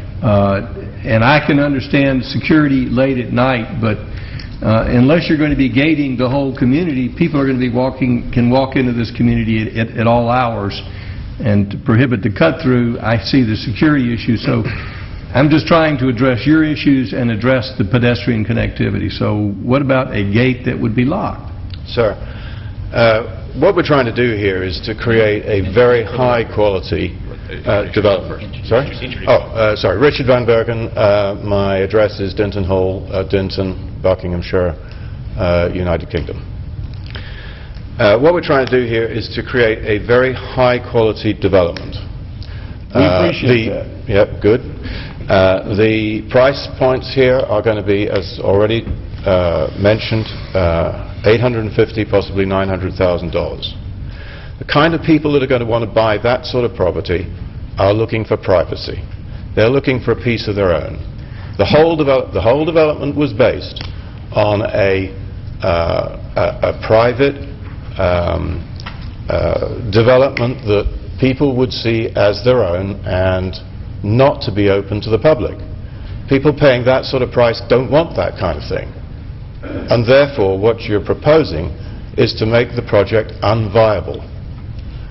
Now, the City of Roswell have told me on a number of occasions that they want this property to be developed, and that they're happy with the development that I'm doing, and that they're very happy that I'm going to redevelop, to refurbish, to put right the building that is on the front there, the historic building. But the effect of having connectivity of the type that is asked for of any kind to the south would be to introduce uncertainty as to what is going to happen to the future, and people prepared to pay that sort of money don't want uncertainty. They want to know what they're getting. And I would be out of control of that. I wouldn't be able to control the development that was going to be done there. And that would be sufficient, in my view, to prevent me being able to sell these properties, and therefore to develop the project at all. And so My intention was indeed to live in one of these townhomes. I wouldn't want to live there if it wasn't private. I just wouldn't. And I believe that other purchasers of this property would have the same view. So, I have to say that if connectivity of the type that is now requested by the Transport Department goes ahead, I won't develop this project. And furthermore, I don't believe that any other developer would want it either, because it wouldn't be viable for him also. That being the case, the only effect of requesting this connectivity, the connectivity to the south, to the east rather, would be to deny the city of Roswell the development that it says that it wants. I have said that I would be happy if I was able to acquire the property to the south and therefore to control the quality of the building that went on there, the development that went on there, be it commercial, it would be a mixture of commercial and domestic. I would be happy to put in a connectivity to the south where it would make some kind of topographical sense. But it doesn't make sense to go to the east, because you've got such a grade there. I mean, a grade was referred to as a bit of a grade. It isn't. It's a huge grade. And it just would not be a practical proposition. So, on those grounds, I ask you to, in the interest of Roswell City, to waive these requirements so that the city can benefit from the development that I propose. I can't speak for the rest of the council, but I will speak for myself. We do appreciate your interest in Roswell, and we do appreciate the high-quality development that you're proposing. On the other hand, I look back to the town I grew up in. We're cutting through backyards is what you did when we were 10 years old. And it was a walkable community. And it was a safe community. And yes, it may not have been privacy and gated, but the future I'm looking for in the Canton Street District is a walkable community, and not a walled-off, gated communities within the Canton Street District. So if someone is looking for privacy, Roswell has a great number of gated communities, which we've got some folks living in who really appreciate that privacy, and we have options for everybody. But in the Canton Street area, I'm hoping to create a walkable community and not a walled-off community, not in which every little section has a gate around it. So I hope that you will choose to develop here, but I also hope that the council will look toward a walkable community and not a gated Canton Street, and which, to me, is alien to the walkable community. Well, sir, I hear that. And I'm not against connectivity at all, provided that I can control it. I don't want to build a high-quality development here and then find something else happens that I don't know about, I can't control it, and it lowers the tone. It's just not what people are going to buy. I can't develop this. It's not going to go ahead. I am prepared to put the connectivity that you're looking for if I can acquire that property to the south and put in a connectivity to the west of where the proposed connectivity is, because then it would make A, topographical sense, and B, it would give you what you want. Well, just to respond to the topographical sense, I don't consider myself a great leaper or someone who can jump over tall buildings, but I am someone who has crossed from this property to Swallow in the Holler when the other restaurant was open, and so I did not find it insurmountable to someone walking afoot in a suit and tie. The rest of the council may wish to comment or have questions. I've sort of made my piece. Councilmember Wynn. Thank you, Mr. Mayor. I agree with you about connectivity, but again, I don't think every piece of property needs to be connected. And I'm looking at this piece of property, and I'm trying, in my mind, to find every which way to make connectivity work. And I don't think this council was talking about connecting a driveway to a private drive, so people could go down the street into a driveway, into a private drive, and then out to Canton Street. I don't think that's what we were looking at. Councilmember Wynn, that's not what I'm suggesting. I know what you're suggesting, but let me just finish real quick. Were you going to put a gate up here? I mean, you were talking about privacy. To keep it private, you would have to have a gate. Are you considering a gate there? So, because if you're not considering a gate, that means people can still traverse on foot back and forth, like they're doing now. What I was proposing is that if I acquired the property to the south, that I would be prepared to put up a gate that was controlled by the homeowners association of these properties here on 1075 Canton Street. Sorry. If I understand, Have I Councilman misunderstood Nunez, the question? on this development, as it sits, the proposal is, the question is whether you're going to build a fence along the rear property line or just landscape there. Are you going to keep We're it going as, to put up solid bunch of trees, basically. so somebody can still Well, walk down? probably not, because I think the kind of trees, I would be looking at thujas, which would be very difficult to walk through. Okay. Again, I understand what you're saying, Mr. Mayor, about walking and connectivity and that whole thing. I'm just not for sure the eastern part of this is where it should go. And if you can acquire the southern part, and we got you on the record on that one, so be glad to pull the record out if you renege on that.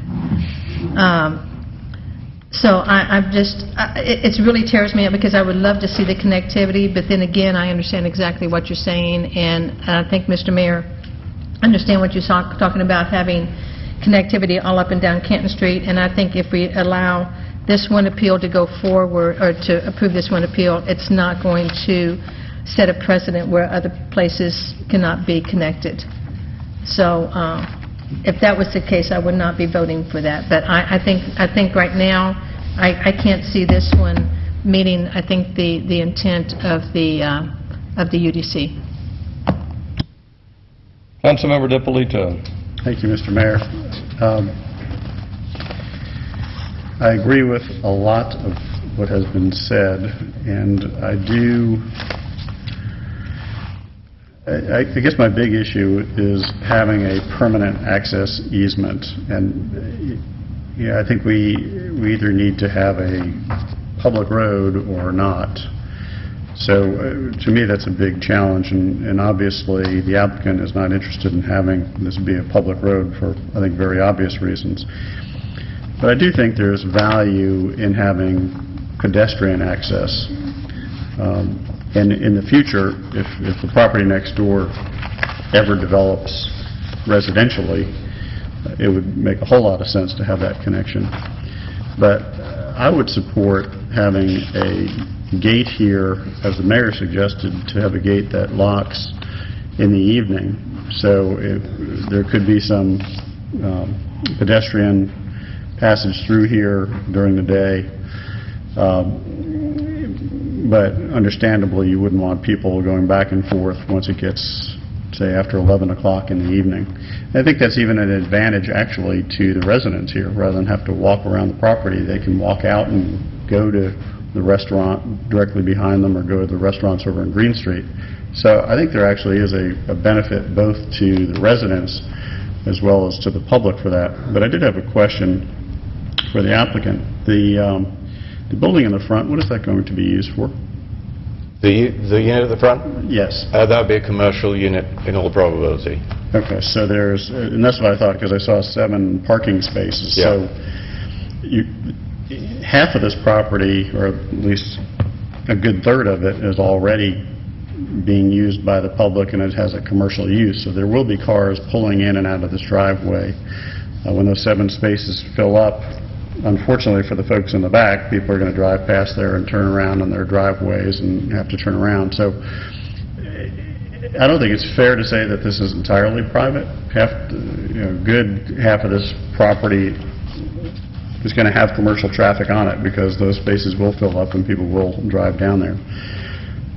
So I don't think it's unreasonable to ask for some pedestrian connectivity because you're going to have a lot of people in and out of there anyway. So I really don't think you're losing a whole lot of privacy.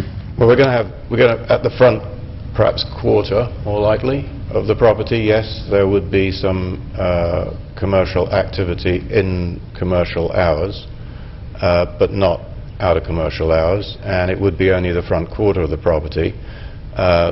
This development was conceived to be, as I say, a cul-de-sac, an area of privacy for those people who lived at the back of the property.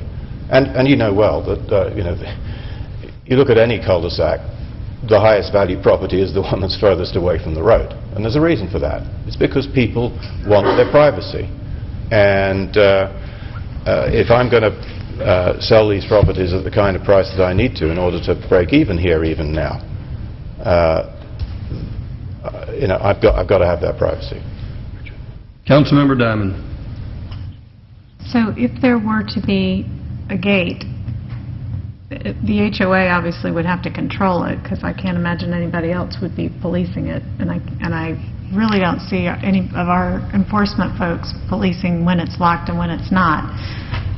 So would it make sense to have that go all the way, because there is that gap, so we eliminate that gap, we bring it to a pedestrian opportunity, but it's controlled by the HOA, and then at such time as it becomes advantageous to both sides, then we've got that option available. Just throwing that out there as an alternative, because I do think the topo doesn't make sense to do much cycling or any of that. I've seen where that jumps up, but it makes sense to me to go ahead while we're doing this project and bridge that gap so that that is accessible when and if it becomes advantageous to any parties. Do you mean vehicular? No, I'm talking about pedestrian. A pedestrian gate controlled by the HOA. With a 5-foot ramp behind it. And then a walk up after that. I mean, Or steps, or, I mean... I'm not as old as you are. Yeah. I know you're not. But I can get on my bicycle and walk up 30 steps and carry my bicycle. So the fact that you have steps and a bicycle does not prohibit people from traversing on a bicycle. So to say that this is an insurmountable obstacle because of the grade is nonsense. This is what bothers me, Council. We're setting a precedent here for how property is going to be developed. Do we want to have private gated communities within the historic district, or do we want to try to create pedestrian connectivity in a walkable community? Which direction are you going in? If people want privacy, there are lots of places for privacy. When you move to Canton Street, you're doing because of the action and the activity and the people. Yeah, and this gentleman may not see the market for it, but I see a very strong market on Canton Street for people who like that connectivity, who like to be able to walk. So I believe there's a compromise here. But to say privacy is going to be the king in a walkable community, that's like saying parking is the king in a walkable community. They are inconsistent concepts, people.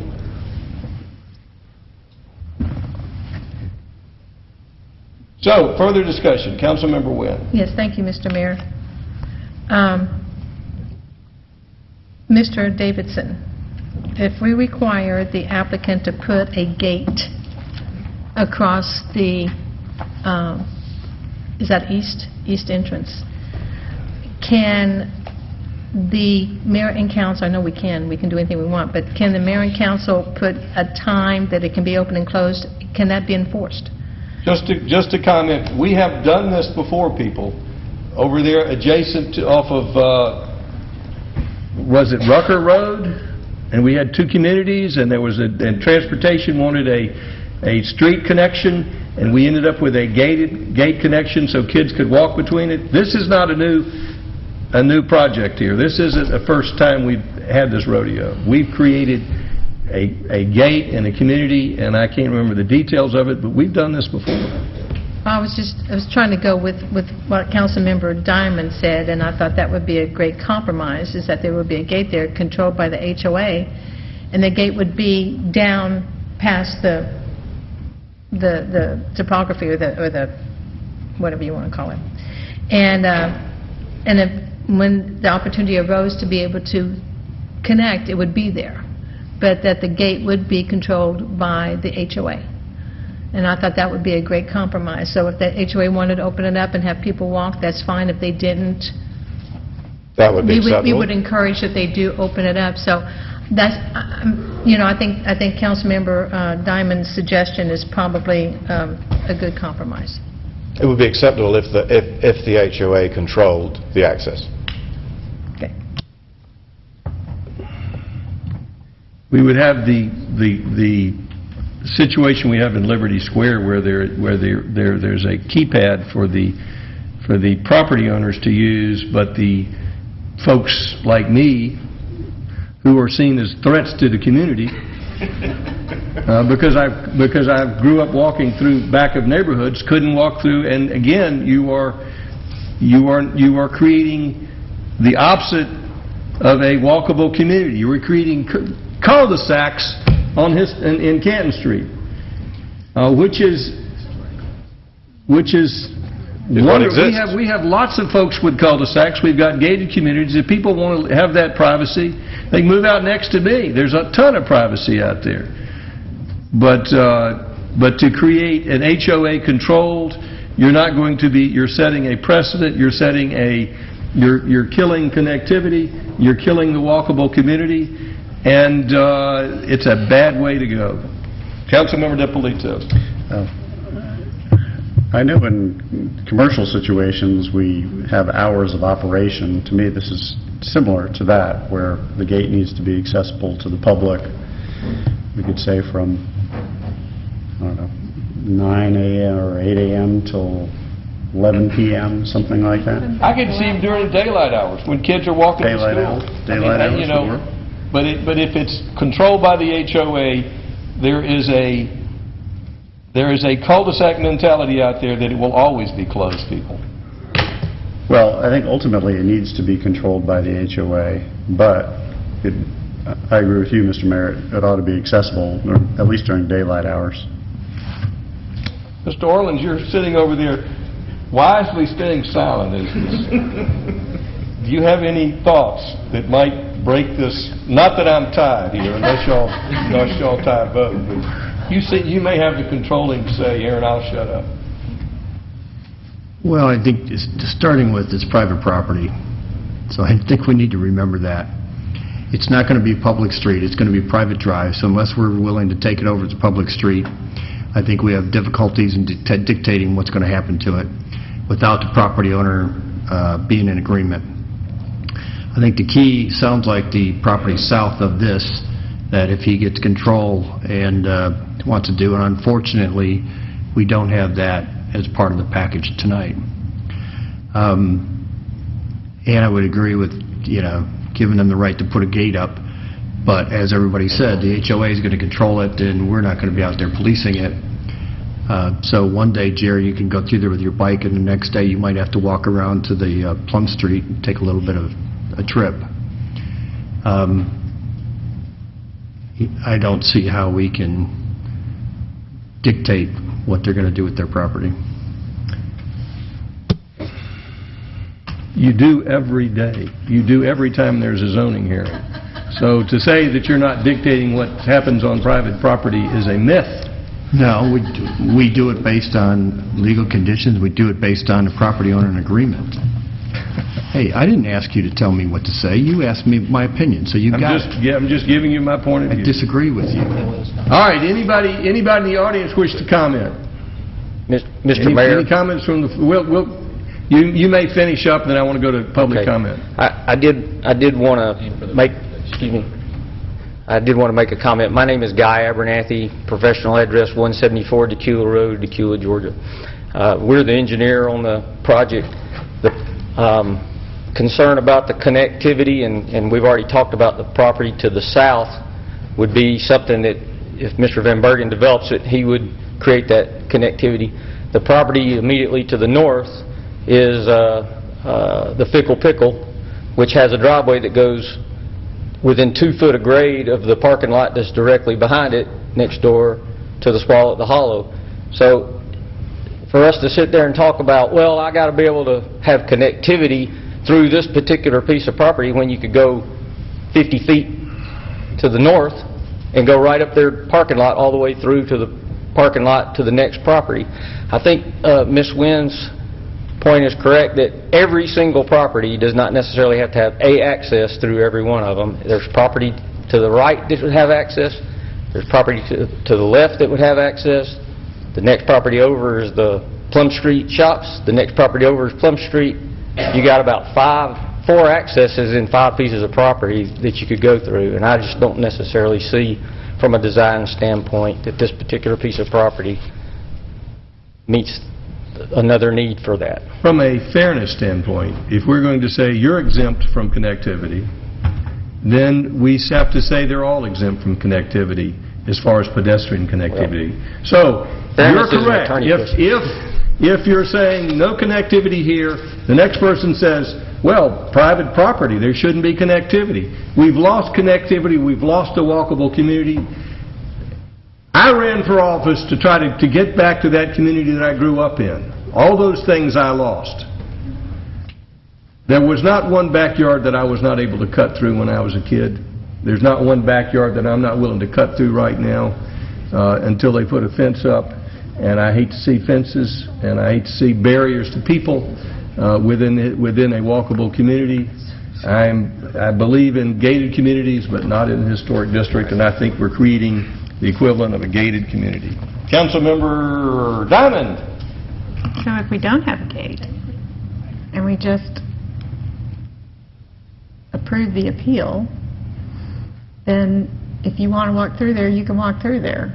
If you want to hedge through the trees, you can hedge through the trees. But I just, I was trying to find some way to do a split the baby, and it really, to your point, maybe that's overdoing it. Maybe we just go with leaving it as it is. They can plant trees. If people want to cut through the trees, they can cut through the trees.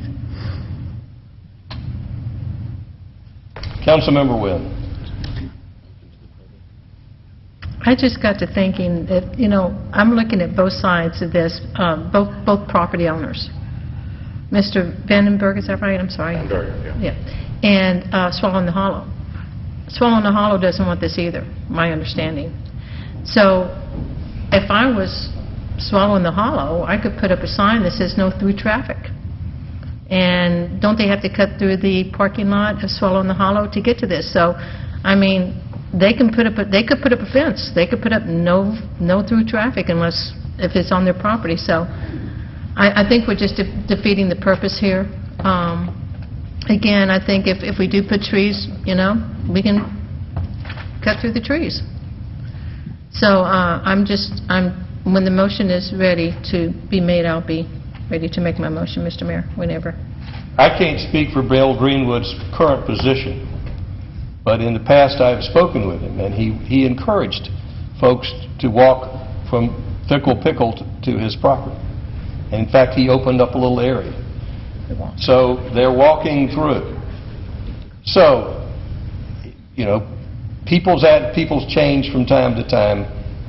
What I am disappointed is that we are going to be creating fences and putting up and allowing barriers to connectivity, which is, I certainly understand why there is no vehicular connectivity, but to prohibit pedestrian connectivity in a walkable community is inconsistent with a walkable community. I think we are going in the wrong direction. Mr. Mayor, I had to tell you, but when I was growing up, I cut through a lot of trees to go behind people's houses to get to my house. So if they're putting up trees instead of a fence and gate, I'm pretty sure there's a way that somebody can squeeze through those trees and get it done.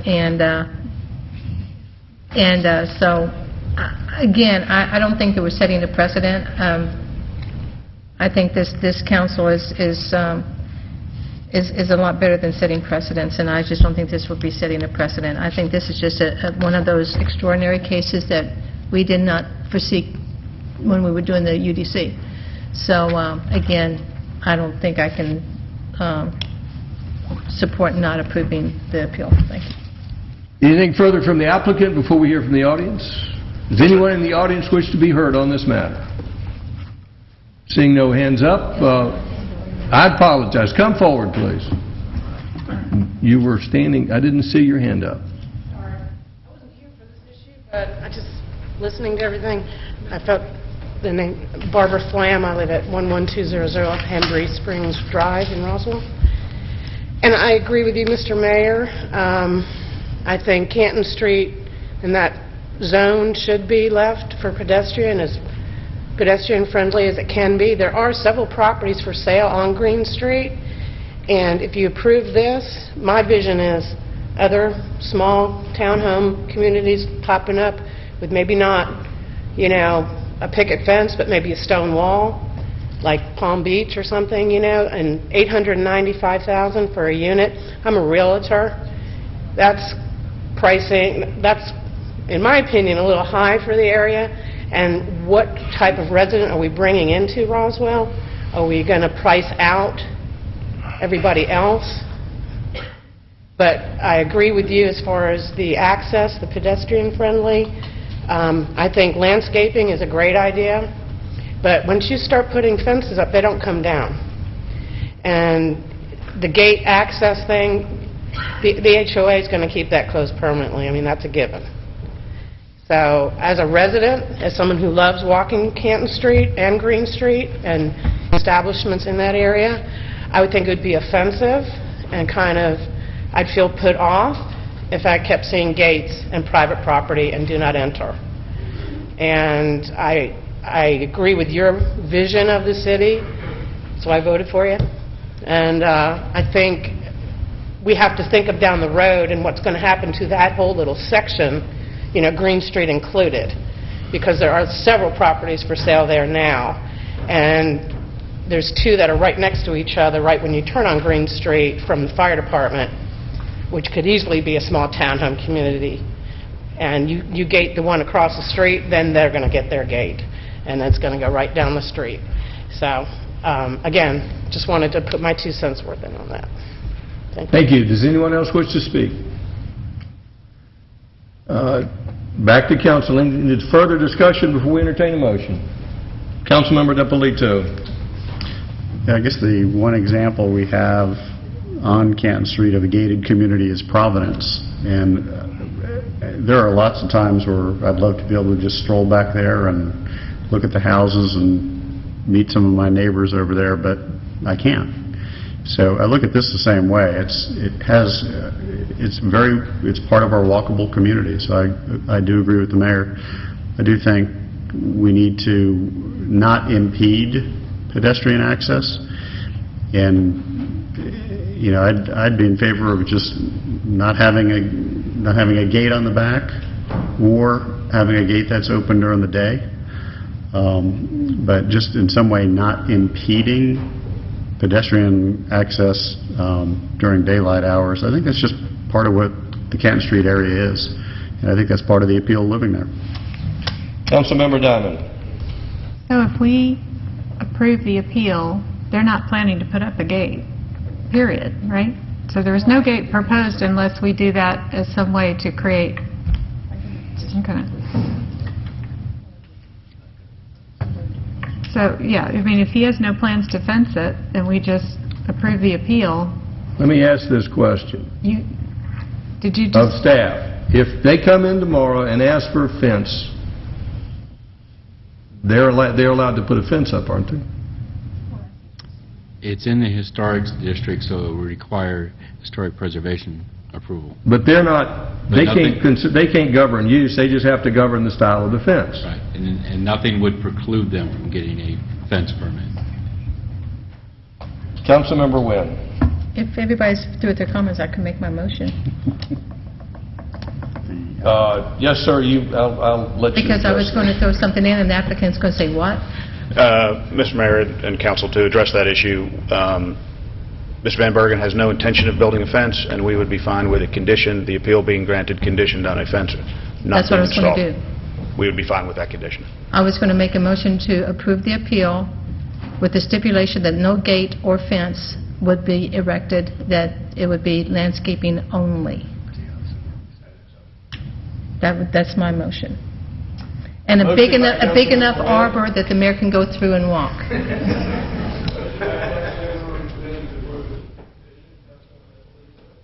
Well, I guess my concern with that is that landscaping can still impede pedestrian access. If you put a bunch of hollies or briars or something like that, you can keep people from getting through there. So even the mayor with his bike can't get through there if there's a bunch of briars there. My father planted briars when I was a boy for a fence. The problem was, is that it was a multi-floor rose. The problem was that the birds picked it up and spread it all over the neighborhood. And the whole neighborhood went briars everywhere. He wasn't popular. So it is possible to put up landscaping that's impenetrable even to a kid, because I couldn't get through it, even when I was much smaller and lighter of weight. Councilmember Diamond. But no, the only reason we were talking about a fence is an alternative because we were asking him to make his private drive into a public road. So I would be supportive of something that just eliminates the idea that he make it a public road, because to your point, 50 feet up, there is that path connection between those two restaurants. And 50 feet, or it must be about 70 feet south, there's a paved connection. And just a few feet south of that is a road. So I think we're covered. So I don't believe we intended this in this spot. And I think this is something that we're going to have a lot more discussion about, and I can't wait when we go to committee to talk about how we tweak this, if there's any way to determine how we determine these small little communities and how they back up to commercial. But I don't think we're hurting anything. I don't think we're going to damage anything by granting this appeal, so I would second the motion. There's a motion and a second. Any further discussion? All in favor of the motion, raise their hands.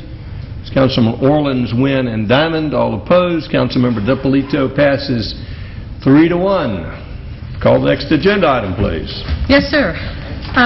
Stream buffer variance request 11255, 11265, and 11275 House Road, land lots 481 and 482 and S482, JSB Homes Incorporated.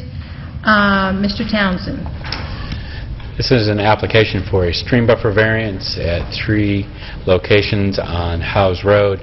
The applicant has submitted a letter that we received on Friday requesting a deferral to the August 10th, 2015 application. Would you like to deal with the deferral, or you want me to go through my presentation about the actual application?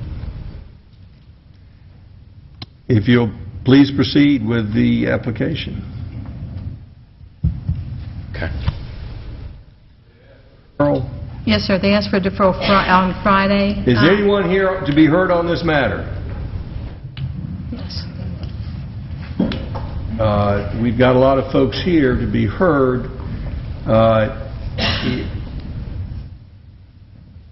Again, there has been a request for a deferral. You've come down here tonight, you have waited 2 hours to speak. You will have an opportunity to come back even if it is deferred, but I'm going to give anybody who wants to speak tonight an opportunity to be heard. But first, we'll hear from the applicant. We'll hear a motion for deferral first, so if you'll address the reason for the deferral, then we'll hear the motion for deferral, then we'll hear from the audience, and then we'll vote on the deferral. Be glad to. Mr. Mayor, members of council, Pete Hendricks, practice law, 6085 Lake Forest Drive in Sandy Springs. The applicant and I both received the staff report on Wednesday of last week. That prompted dialogue with your fire marshal. At the end of the day on Wednesday, comment was coming back from the fire marshal. The issues, the reasons for the request for the deferral, there is a recorded access easement on the plat that incorporates the 3 lots proposed together with a lot facing on Howes Road. The issues that are associated with that are the width of that access easement, the grade of that, running afoul of a 10% standard and criteria, and in addition to that, anything over 150 feet requiring a turnaround. The applicant would desire and would be delighted to be able to find a way through, to be able to use that access easement and to simply withdraw this application. That is the intention with which the applicant is addressing the request for the period of deferral.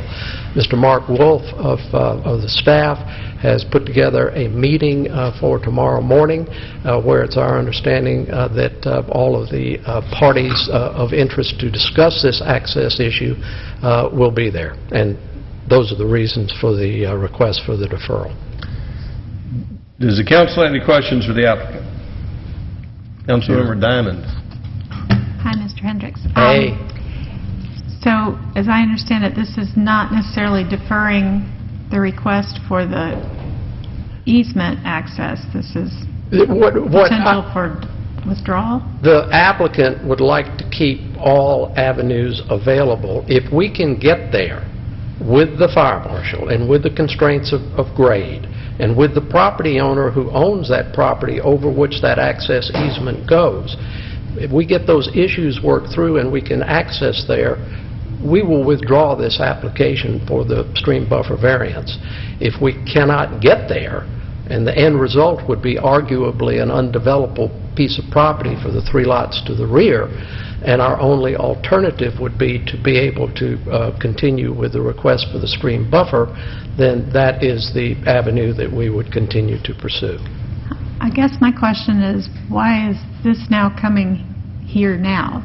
I mean, it seems like all of this should have been worked through before we ever got to this. We just got the staff report on Wednesday. Yeah, well, and I don't know who I'm asking that question of. I mean, I'm not necessarily throwing it at you, but I would say my concerns about this application are really not fire-related or easement. You know, I mean, it's more about the concept. So if the concept is still in play, I don't know that I need a deferral, but if you're saying that there's a potential for you to show some kind of hardship that didn't exist before, is that what I'm hearing? That there's, I guess I'm confused as to why this is still something that you may be able to work through.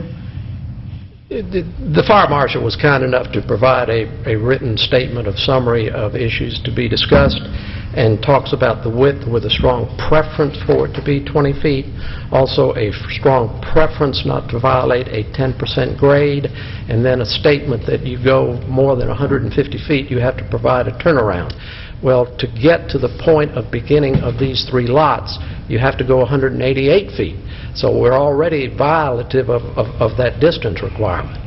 So if we can work through those issues that present the hardship to us on the width, the grade, and the length of that drive before having to provide a turnaround, we're delighted to step back from this variance request. Let me kind of clarify a little bit of that statement, too. There's a muddling of, is it a driveway or is it a road? There are a lot of driveways that are over 150 feet long. Probably the mayor's is what, 600? At least. So the dynamic of, yes, the fire marshal, if there's a fire, would love to be able to park right in front of it and fight his fire. All likelihood, he's parking out on Howes Road to fight the fire. So when this was platted as 4 lots, had an existing house, they created a common access for all 4 lots at a particular place because they didn't want any more driveways on Howes. That doesn't change. I think the Transportation Department as well as the Fire Department are looking to create as best a public safety situation as possible, knowing the given factors that we have. As a property owner, this applicant is saying, how do I best want to access the back 3 lots? Go through the stream. That's why it's in front of you. If you want him to be able to access the 3 lots through the stream buffer, put his driveway to 3 lots, have a turnaround back there, build it to excessive fire standard that a truck could go down it and then fight a fire, That's what he's asking for relief of. If that's not the case, he'll build a driveway and use the driveway and the common access to access the 3 lots. Councilmember Wynn.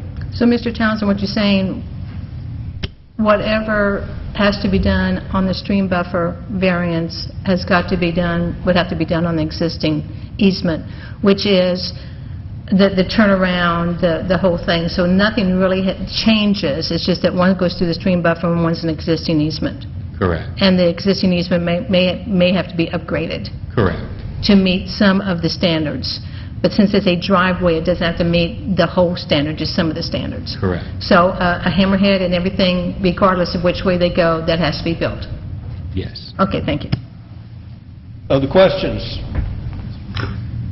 Councilmember Orleans. Thank you, sir. My question, I guess, is, I see on the plot, you're able to take enough land to build in a road and a turnaround. Why are you not able to build that turnaround on the current easement? I mean, I understand you may have to improve it, but take a similar amount of property and make that turnaround an easement versus cutting through the stream buffer. I guess I'm not following. Mr. Orleans, if I could, let me ask the applicant, Mr. Oskoye is here this evening, and I think he can better respond to your question.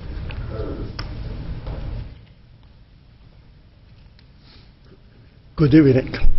My name is Jabad Oskoye, president of JSP Homes. I'm living in 2145 Clay Drive, city of Sand Springs. When we talked to Fire Marshal, the items that it was in our concern, one of them was the first 80 feet of the access easement has the slope of more than 20%. To solve this problem, we need to cut that. And I met, actually, as you see, there are 4 lots. The first one is not mine. After 187 feet, my 3 lots starts. Then there is a house actually there, exactly.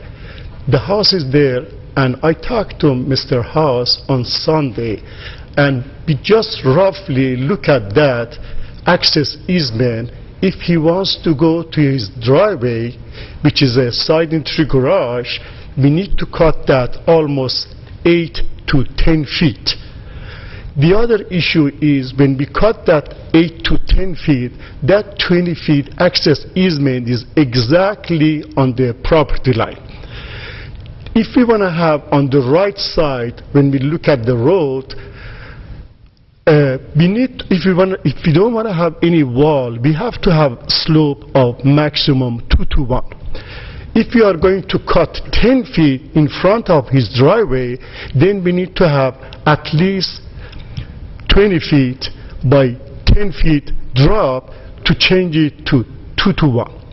The other option would be to have a retaining wall. The height of the retaining wall is going to be almost 10 feet. The access easement that we have, there is no location or space for the wall. And as I said, that house is not mine, and he got the permit from City of Roswell. He's in the process of remodeling. If we are going to do anything in that access easement, we have to share the expenses. And I don't think, as the owner of 3 lots, I can ask my neighbor, because I'm an architect and I'm a local builder. The first subdivision that I built in City of Roswell is called Wildwood off of Upper Henry in 1991. I have a good reputation and I like to keep that. When I see something is wrong, then I thought, before talking to my neighbor, it's better for me because I have 3 access for these 3 lots coming to House Road, and I have 3 addresses, and I pay 3 taxes also. I talked to the staff and I asked them if I can combine these 3 to just 1, stay away for the buffer as much as possible. Then that was my actually presentation. Even on Sunday, I talked to Mr. Haas and I said, if for any reason the staff tells me they don't want me to approach to 100 feet on this their buffer. They may accept I be between 100 and 150 feet, which is an impervious surface. Even I told him one of the options probably I need to go to share with them instead of paving, because we don't want to change the surface of impervious. I said we can use the grasscrete, that we have a good absorb for the rain to go through without creating any problem. But when I got the actually denial from the staff, I called City of Roswell and I talked to Mark Wolf, and I told him this is the situation. I got the denial, but I don't have time. What can I do? On Monday, we are coming for hearing. He said the best way would be just get the deferral, actually. And then we sent the letter, I brought it, and I stamped it. That's the reason we are asking for deferral. As Mr. Henrik mentioned, I'm going to see 14 people of the staff tomorrow morning, talk to them one by one. One of the most important thing that I asked to be there was the fire marshal, to see what we can do. For example, when I asked for fire marshal about 10%, he said we can work on it. But when I asked him how much, he said probably we can change it to 12 to 13%. Besides that, I don't want to sell 3 houses to some people because I know there is a problem of the fire. The truck cannot come up. I cannot hide it. I have to tell them this is the problem. I was even thinking about putting the sprinkler, but sprinkler is not for taking care of the fire. They are going to slow it down to have more time for the fire truck to be there. That's what I have in my mind.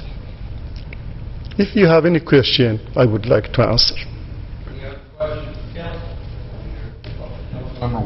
Okay, so what I'm hearing from you is that even if you have this meeting, you probably won't be using the existing easement because of the difficulties of a 2-to-1 grade and 10 feet and maybe a retaining wall and everything. So I guess I'm getting very confused on this, because what I'm hearing from you is that yes, you're going to meet, but it's going to tell them why you can't use the existing easement and why you need to go through the stream buffer.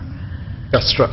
But we're here tonight for that variance of the stream buffer, and I don't know if a deferral is necessary for you to meet with staff to convince them why you need that stream buffer. That's our job, not staff's job. Okay. Okay, so I'd like to hear from my other colleagues about even, considering a deferral at this time. Thank you, Mr. Mayor. I agree with Councilmember Nguyen. I think deferring just to explain why you can't use the easement doesn't make sense, because you're here for that purpose. But what I would like to see is I would like to see our staff find a way to help them try to make the easement work. And I say that because I think it's much more beneficial to the community, and we've heard from a lot of the folks in the audience already via email that they're concerned about the impacts to the stream, and I agree with that.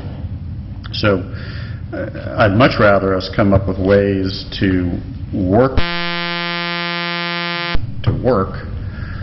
than to try to figure out how to get this current plan to work, because the current plan just has tremendous impacts on the stream buffer.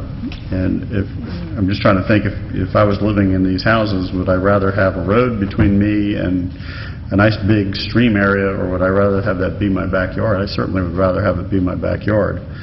So, I think there's an opportunity for the staff to have some wide latitude in working on this and figuring out ways to get this easement to work. I'd much rather see that not be held to the letter of the law and to work with the applicant to make that happen than to go with the plan that they have here. Anyone else wish to comment before we entertain a motion? Councilmember Orleans.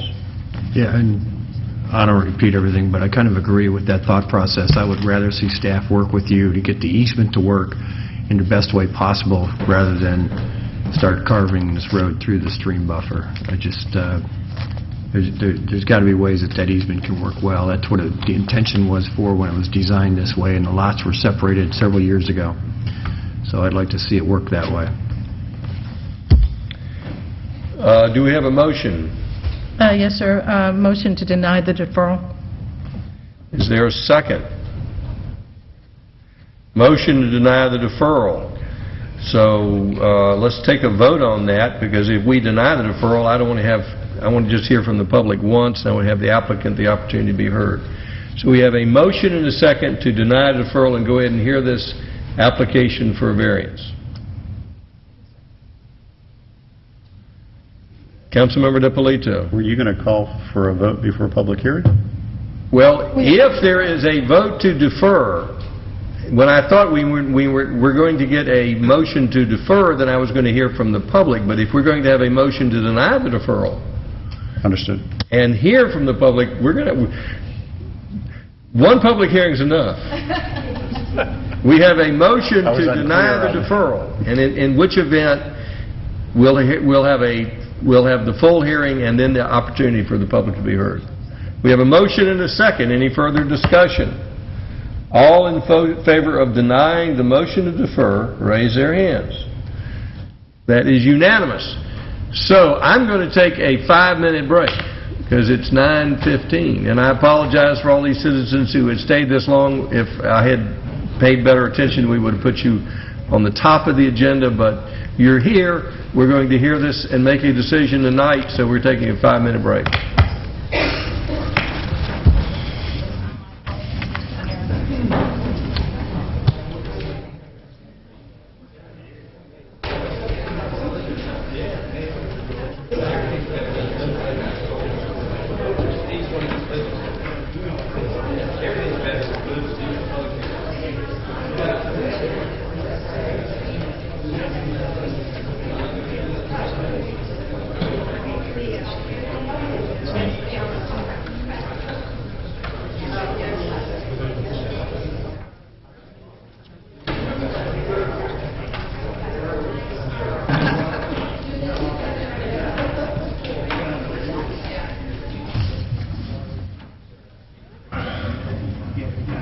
Thank you for your patience and persistence.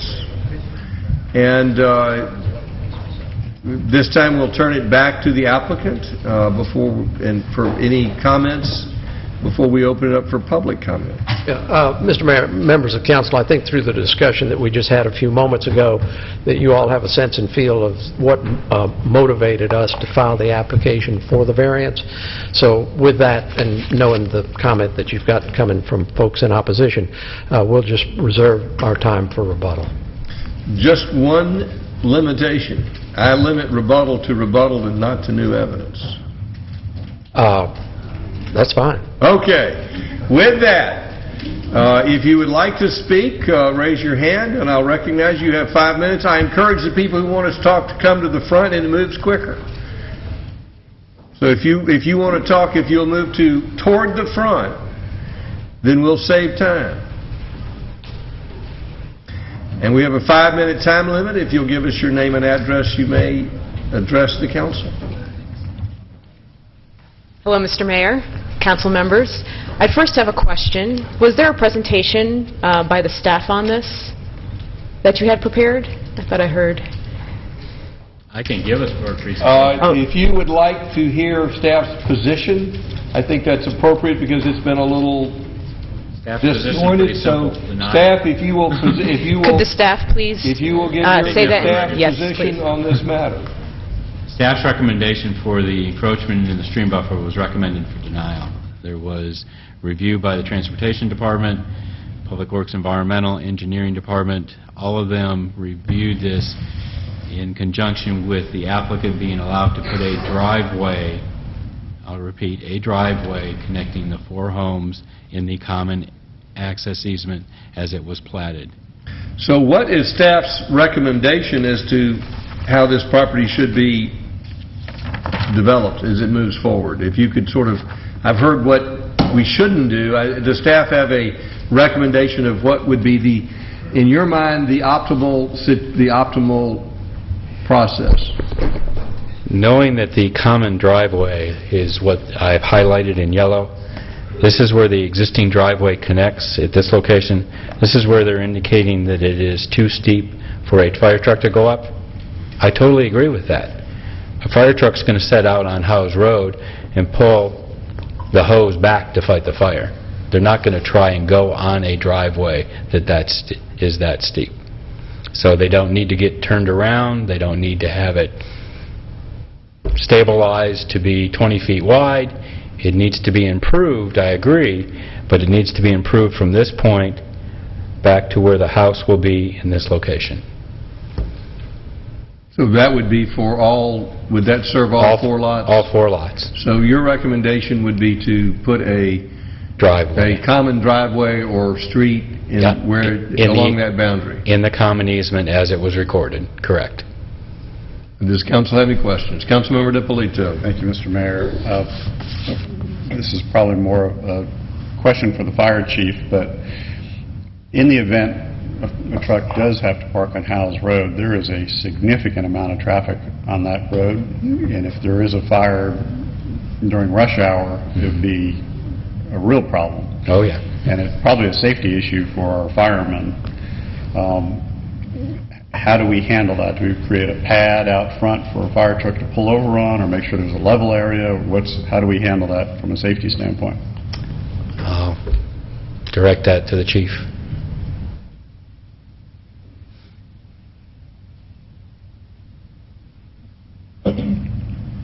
Councilman DiPolito, are you talking about the current road that's in the yellow? Yes. He's talking about putting the truck out here. Yes, sir. Yes, in the event we have to put a truck out there, how would we do that?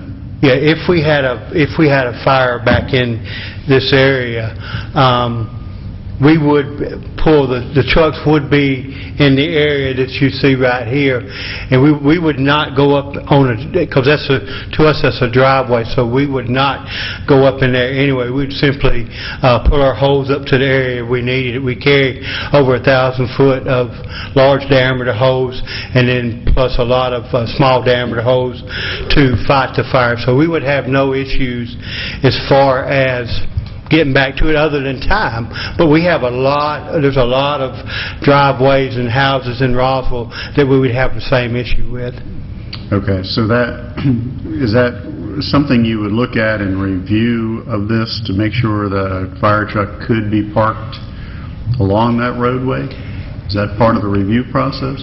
Yes, sir. Our fire marshal, would review all plans and make sure that we had all the firefighting capabilities that we needed to fight a fire in case of any needs. So for part of the review, then, there may be a requirement to grade that area a little bit to make it level enough for a fire truck to be able to park on? It very well could, or even be supported with some ground asphalt or ground gravel to support our truck. Yes, sir. Very well possible. Okay. Thank you.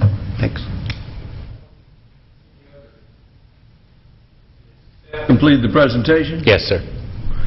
All right, so we'll go back to the public comments or questions. If you've got any questions for staff to follow up, you may follow up, or you may present or ask to take your position. For the staff, I was actually curious about your assessment from the environmental impact standpoint. The environmental impact of these I guess she's asking flag lots? Directly about the stream buffer variance. if I'm denying the stream buffer variance, there's no impact because he doesn't even get to touch it. So that was my assessment. Thank you. I just wanted to be clear. My name is Nikki Belmonte. I live at 11220 Hembry Springs Drive. Thank you very much for opening this up for comment tonight. Our property actually directly abuts Lebanon Cemetery, which is a historical resource here in Roswell. And we catty corner, I believe it's 11275 Howes Road, one of the lots that's under discussion here tonight. My family and I have lived in Roswell for almost 5 years, and we lived on Hembry Springs for 3.5. We love where we live. We love that it has much opportunity for green space, privacy, and we enjoy raising our 2 children there as well. It's the perfect little spot for us, and we've been very happy there. However, this stream buffer variance puts this, I don't know, it kind of endangers it, taking away the character that this neighborhood of Hembry Springs Drive was developed under. Tonight I'd like to speak quickly on 3 topics that concern water protection, wildlife habitat, and Roswell's policies and guiding principles. But first and foremost, as we've already talked about, I'd like to underscore my comments with the fact that the plat for the lots that are to be developed already have that access, as we've seen, and that no additional curb cut should be made. So, but unfortunately, we have to go on and listen to the rest of my comments. So there are 2 layers of water protection here that would be breached upon approving a request for the stream buffer variance. The first are state and city regulations under Rule 391-3-16.01, established by the Georgia Department of Natural Resources, that leaves the 100-foot stream bank untouched in order for the land to properly filter precipitation and stormwater runoff, as well as prevent erosion. I want to stress that these are minimum standards to ensure safe drinking water and public health. The second layer of water protection that would be violated is tied directly to the Federal Clean Water Act, and the 100-foot buffer would increase the total maximum daily load of pollutants through increased urban runoff. Strickland Creek is a part of the Fowkiller Creek watershed. This creek is listed as impaired, or in other words, it's polluted, and has an implementation plan in place to improve the water quality. The location of this buffer is less than 1 linear mile away from Fowkiller Creek, and any additional stormwater runoff will no doubt further impair the creek itself. And in fact, it's been prescribed by the Georgia DNR that we're supposed to be restoring it. Not only will encroaching this stream be deleterious to the water quality, but we're also talking about negative impacts to wildlife habitat. This is an area that I work in every day. My day job is the executive director of Atlanta Audubon Society, so I deal in wildlife habitat every day. Did you know there's over 50 species of birds alone in our neighborhood? That's pretty high for a suburban area in metro Atlanta. So this is very important to hear, and that's just in birds. Doesn't count mammals, insects, reptiles, amphibians. I could go on, but it's precious. Finally, this request challenges pieces of the new UDC, sections 1.1 through 1.4, regarding low-impact development and stormwater management. I'm also concerned that this variance approval would go against some of the sections of Roswell's 2030 comprehensive plan, including some policy statements that regard responsible development of land, preservation of natural resources, and sustainable practices to protect our precious water supply. This is a slippery slope, literally, could become a slippery slope, that would open up some potentially irresponsible development, and maybe make a bit of a mockery of the hard work that was put into the Roswell Comprehensive Plan. Thank you so much for your time. I appreciate it. Who would like to speak next? Come forward, please. Hard to follow, but do I give this to somebody?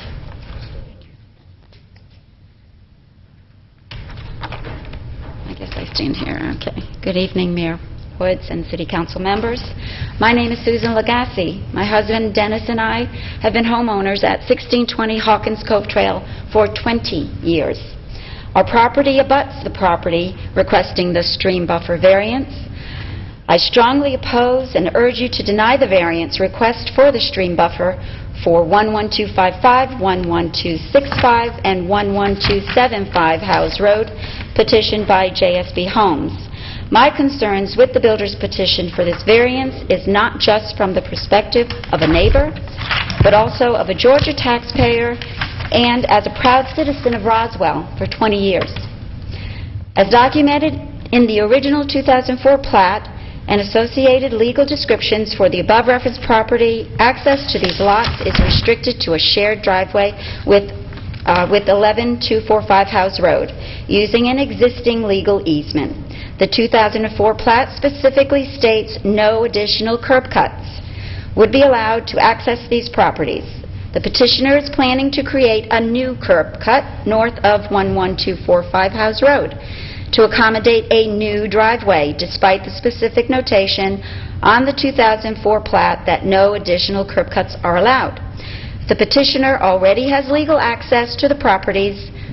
I know there are challenges, but we feel they can be resolved.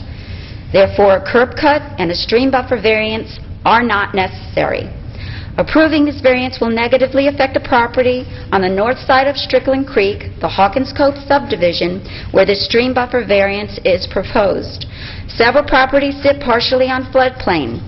Any changes to the flow of Strickland Creek will negatively affect the north side of the stream by increasing the volume of stormwater, therefore increasing the area over which the water flows and expanding the floodplain. This will change the ecological makeup of the floodplain in terms of vegetation, water flow, and wildlife. Approving this variance will be approving cutting down most, if not all, of the trees in the stream buffer along the creek. These are very mature trees.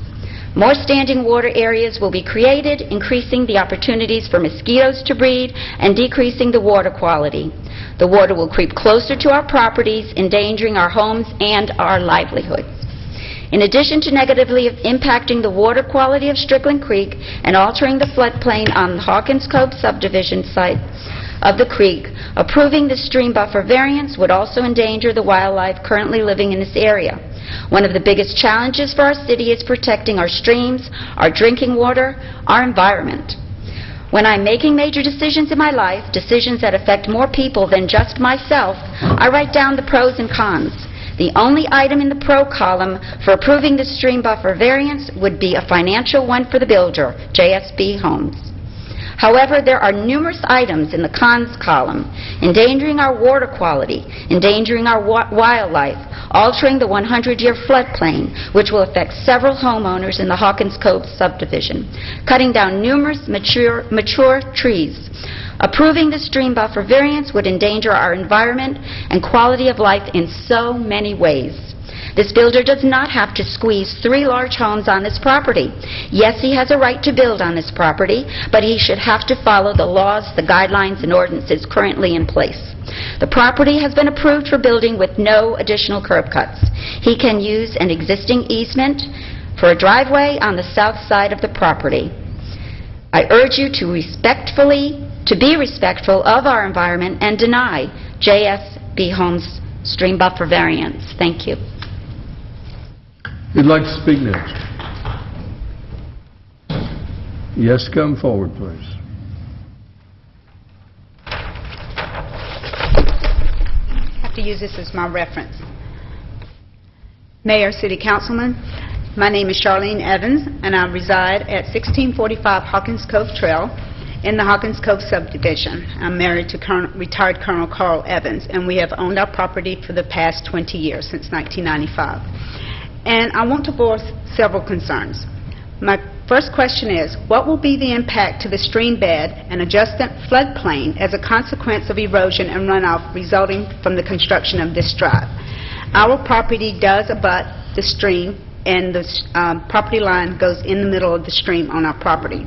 In order to construct this drive, it will require removal of mature trees and vegetations across the entire southern bank. It will eliminate the root system that has taken decades, and I mean decades, to develop, and currently serves to support water absorption through the soil, lessening the volume of runoff to the stream. In addition, the construction of an impervious drive will result in almost 100% accumulation of all the water and its contaminants falling onto those impervious structures and flowing directly into the stream below. This runoff will unquestionably result in increased soil, sediment, and contaminants such as oils, pesticides being deposited in the stream. The deposits will ultimately thicken the stream bed, raising the stream bed, and lessening the canal's ability to contain the current waters. As Strickland Stream flows along our property line, it can be viewed from our home to periodically overflow its banks during even moderate to heavy rainfalls. With great efforts by my husband soliciting FEMA in 2006, FEMA made a redetermination that the structure of our home was close but definitely not within the floodplain as previously indicated, only after having paid almost 10 years of additional homeowners' flood insurance. We are outraged that the construction of a different drive to grant the builder a more desired entrance, despite the one already approved, will result in additional flooding to our property and potentially a change in the floodplain zoning for our dwelling. What assurances will we have as homeowners to ensure the protection of our property value? I heard the builder say that he tried to stay out of the buffer. I question this. The map presented for the proposed variance drew immediate concern from me when I looked at it. Both the structures of Lot 2 and 3 share common ground with the drive itself, leading me to question whether the intent is to actually locate the drive closer to the stream buffer if the variance is approved in order to achieve the desired square footage. Why weren't the structures on the designed consistent with the compliance of buffers? Also, approximately 50% of Lot 4 and its structure is proposed to extend into the variance and completely violate any reasonable protection of the buffer. My question to the developer, was there any consideration in the size of lots, the existing ordinances, and the negative impact on the existing homes and the environment? I would challenge a closer look at the design, the size of the homes, and the number of structures being proposed in order to develop compliance with our already protective ordinances and stream buffers. Please consider these concerns as you determine justification for your decision on the stream variance. Please deny this variance. Thank you.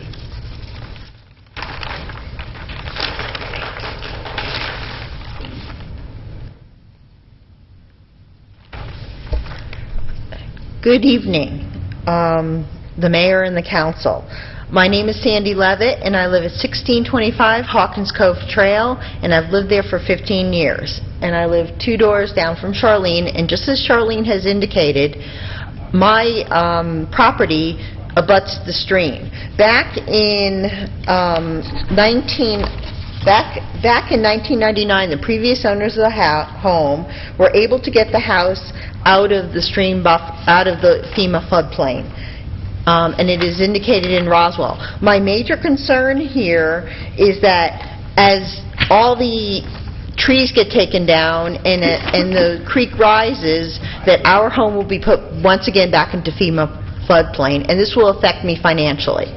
My house will have increased insurance, and the value of my home will go down. Also, I enjoy sitting on my back deck, and I purposely chose this home for the cul-de-sac, for the woods, and I understood that there's property there and that, there could be homes built, but I had never, to put a road right there on the other side of the creek makes absolutely no sense when he does have the 2004 easement to him.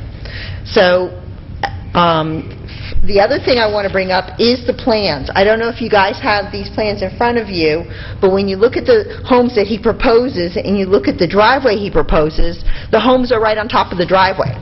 How can that be? So something is wrong here if where he proposes to make that cut for the homes and then you put a home there, then you're blocking the road the drive that you're putting in there. So I don't see how he can put this driveway where it's indicated on this map. And I'm a horrible public speaker, so I apologize here. So those are the things that I'd like you to consider, and consider everything that the people before me have spoken about. Since he does have a way to get to his properties, I think it would be wise to deny. Thank you. Who'd like to speak next?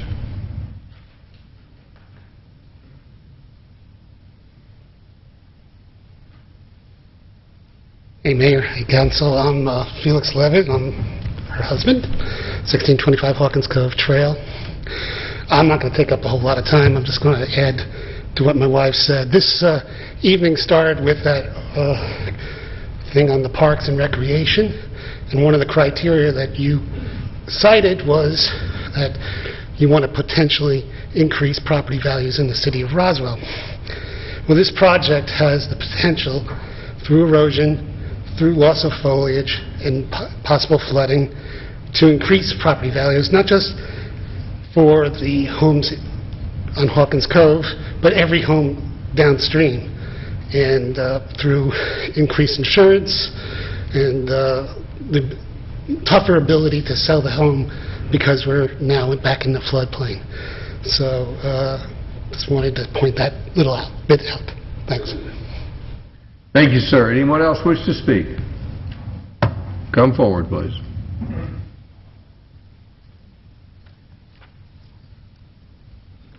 Thank you, Mayor Woods and Council. My name is Charles Carter at 1545 Hawkins Cove Trail, and I've lived in the neighborhood for 20 years. And my concern with this is mainly from a safety point of view.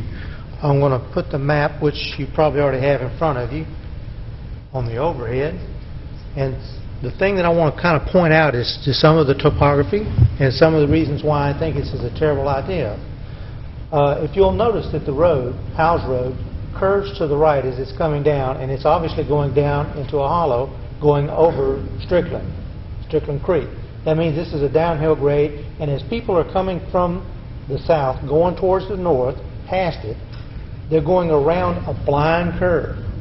I went and checked it, and pretty much you can see where the proposed road's going to be from the other end of the road, where the road, the original one, was supposed to be. So that means that you can only see where the person pulling out here when you get to this point here. I also measured that and did some research and found that you need to have 90 feet in order to be able to stop going 35 miles an hour, which is the speed limit there, assuming you're going the speed limit. That means that given that this distance here is, of course, 90 feet is 6 car lengths, this is roughly 5 car lengths, that means you're 1 car length short. That's for a single car. Now, as anybody just as pointed out earlier, Howes Road is an extremely busy road, especially during rush hour. And by the way, Howes Road does not have a shoulder. At this point here, it has nothing but a ditch on either side. So what's going to happen is the first car, if they're able to stop and screech and stop, the next car will only have 4 car lengths, and the next one only 3. It's just a matter of time before you have a rear end. There's one other point here that's very, very critical to all this. This is curving this direction towards the center of the road. That means when you have the fender bender, the person cannot go to the right because there's nothing but a ditch and a cliff, and they can't go to the left because then it's a head-on, so they're going to do a fender bender. Unfortunately, that forces the car in front of them to go forward. When they go straight forward, they're going to go head-on into it. So there's not much of any chance of just having a fender bender and just stop. It's going to be a fender bender with a head-on. Not good. And so my main complaint against this variance is from a safety point of view. Thank you. Thank you, sir. Does anyone else wish to speak?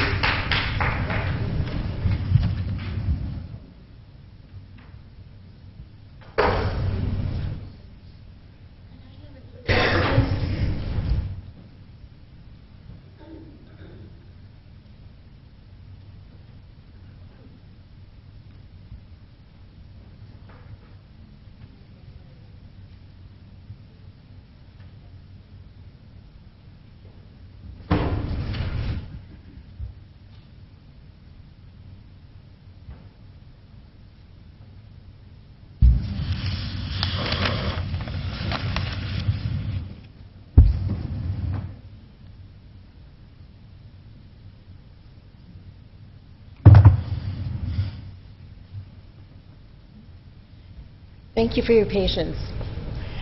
I'd like to start by giving thanks to my father for his military service in the Philippine Islands World War II with the U.S. Army. Also my husband for his military service in Vietnam in the U.S. Army. And to my son who just retired after 20 years of service in the Air Force. For all those who served before, continue to serve, which makes it possible for me to stand before you today. Dear Mayor Wood and council members, My name is Karen Smith, and I reside at 11250 Henry Springs Drive. Our property abuts directly to the east of Mr. Oskai's property.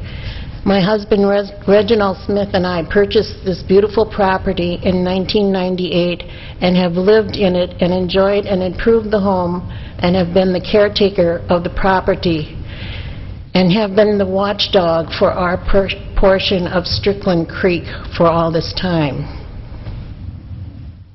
It is my sincere hope that you will consider the poster I have compiled for your viewing and realize this is a small portion of the wildlife that cohabits here. It saddens me to think that with the stroke of a chainsaw, this all could disappear. Please consider the ramifications of allowing the destruction of this habitat. Please deny the variance. And I have one last aside.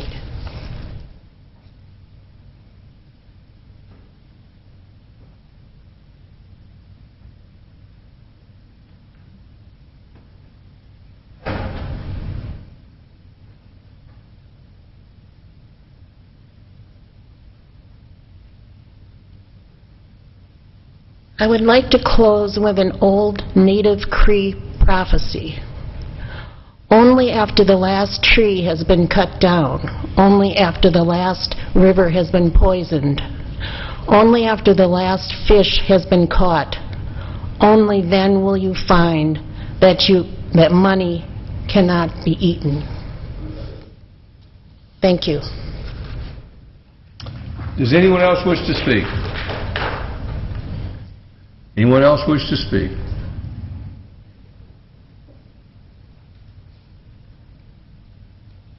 Yes, again, my name is Juliette Johnson. I'm with the Roswell Historical Society, and we're concerned about the impact to Lebanon Cemetery. Lebanon Cemetery is a historical cemetery.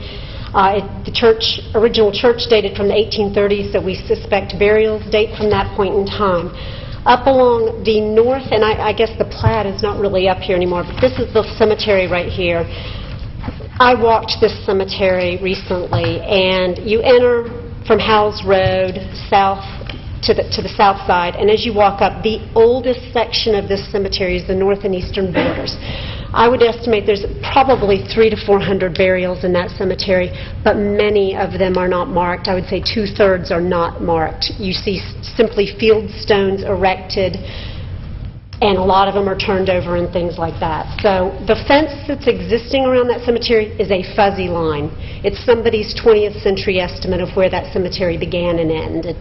We would insist and ask you to require an archaeological survey, and we would stress that an archaeological survey is done by a qualified archaeologist who's experienced in detecting graves. We have family lore from the Hembry family that states that some of these field stones in the section we're specifically talking about are Native American burials and African American slave burials. If they are Native American burials and it can be proved, it brings up a whole nother set of stipulations and guidelines that have to be followed as far as disturbing the property. So again, just want to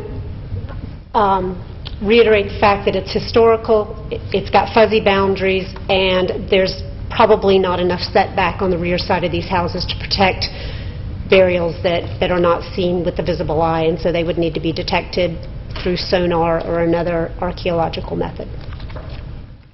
Anyone else wish to speak?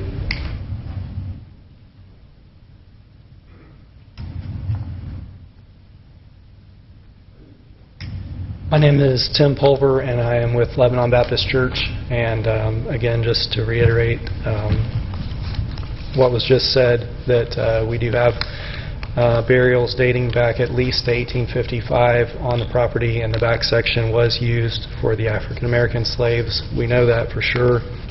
And there is a possibility there were Native American slaves buried there as well. So we would ask that there be an archaeological dig done, or an archaeologist come out and check that area, and to make sure that we have not just put up a fence where the boundary may not actually lie. The property was given to the church by the Hembry family in 1836 with the starting of the church, And so we don't know how far back they go, but we do know they go back to 1855. So we would just ask that you would consider that as well. Thank you, sir. Does anyone else wish to speak? I see no hands up. Come forward. You always need a closer, right? Good evening, Mr. Mayor, Council. My name is Rick Haas. I'm a resident and homeowner at 11245 Howes Road. That's the subject property that borders the properties you're talking about today. I am well aware of the easement.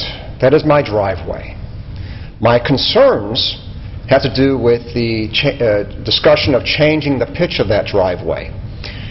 Because it would then become, if it needs to be done to meet the fire marshal's compliance, the driveway easement is, call it 20 feet wide.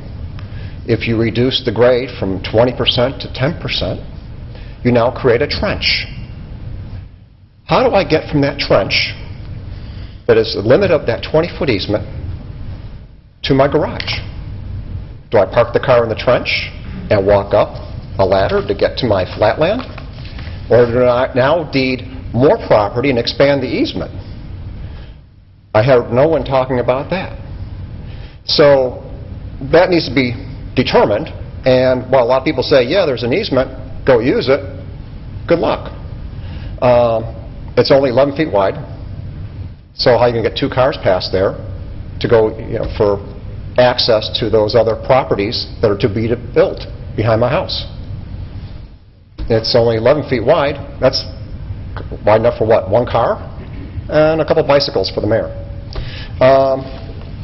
Other than that, yeah, I have a concern about the creek too. I like that nature area, to be looking at it, and that's off the north of my house. But I realize the hardships involved. And I've owned this property since 2004, when it was originally subdivided. It was my daughter's. She died in 2013. This is where my grandson grew up. I'm improving the property. I'm remodeling it. I'm going to be living here. So there's my purpose and my voice in this. Concerns were about a blind drive. You're talking about adding a curb cut now for what Mr. JSB Holmes is requesting. Have you been down Howes Road? It's like NASCAR. People are driving faster than 35 miles an hour, so it's not even being enforced. It's dangerous. My mailbox never survives. It's always knocked down by vehicles. So I don't hear any discussions about taking care of that. And if the drive has to be improved, what hardships do I have to withstand? Because I'm the property owner at 11245. How do I get to my house? If you're improving the drive, now I'm in a hardship. It's not fair to me. And so a lot of people can make a lot of decisions, but I'm the person that's been there since 2004 and been waiting 11 years for someone to develop this property, and it's been through 3 owners already. So those are my comments. And that's what I have to say. Thank you. Thank you, sir. Does anyone else wish to speak?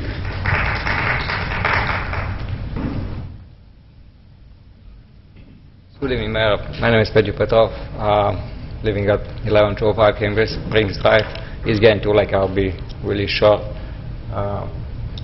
Obviously, all these people staying late, they have concerns about the neighborhood, and basically my neighbors, they say everything they have to say. All I have to do is, I just want to say is, we have one project that's going to make a couple of people living in those mansions happy, and we have all these hundreds of families living in the neighborhood. Please deny the application. That's all I have to say. Thank you, sir. Sure. Anything else needs to be, that anyone else hasn't had the opportunity to speak who would like to come forward? I see no hands up. At this time, we'll have the applicant will have an opportunity for rebuttal.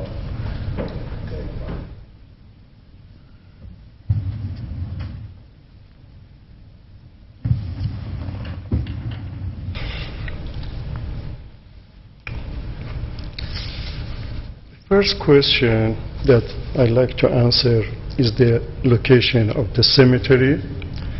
The cemetery has been actually enclosed with the chain link fence. We know where the border is. Actually, one of the neighbors actually mentioned about it, and I said, from that fence, which is the property line, according to what we have, which says 40 feet rear setback, the structure could start after that. We have 40 feet, but for sure we are going to landscape it.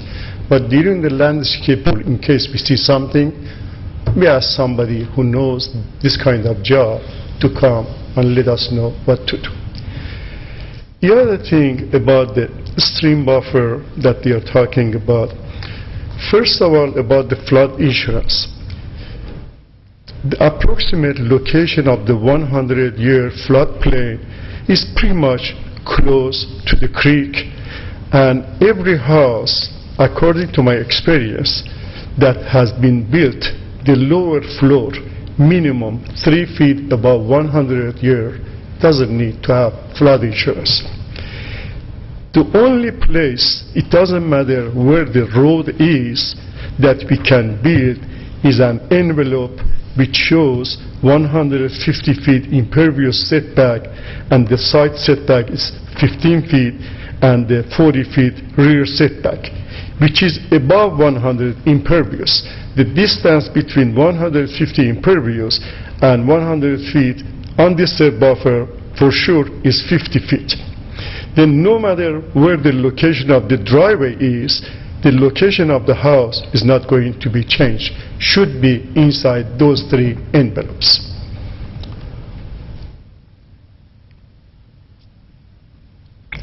I don't see anything else. Maybe I'm missing something. If they mention, I can answer that also. But my goal is to stay away from 100-year undisturbed buffer, as I talked to my neighbor, actually, Mr. House, that maybe he's willing to sell a portion of his lot as long as, because it's E2, cannot be less than 30,000 square foot, I may need around 40 to 5,000 square foot of that to push the driveway to be above 100 year undisturbed buffer. Thank you very much. Thank you. Any Ms. Hendricks, anything to add to that? Not really. I don't remember anything else. Yep.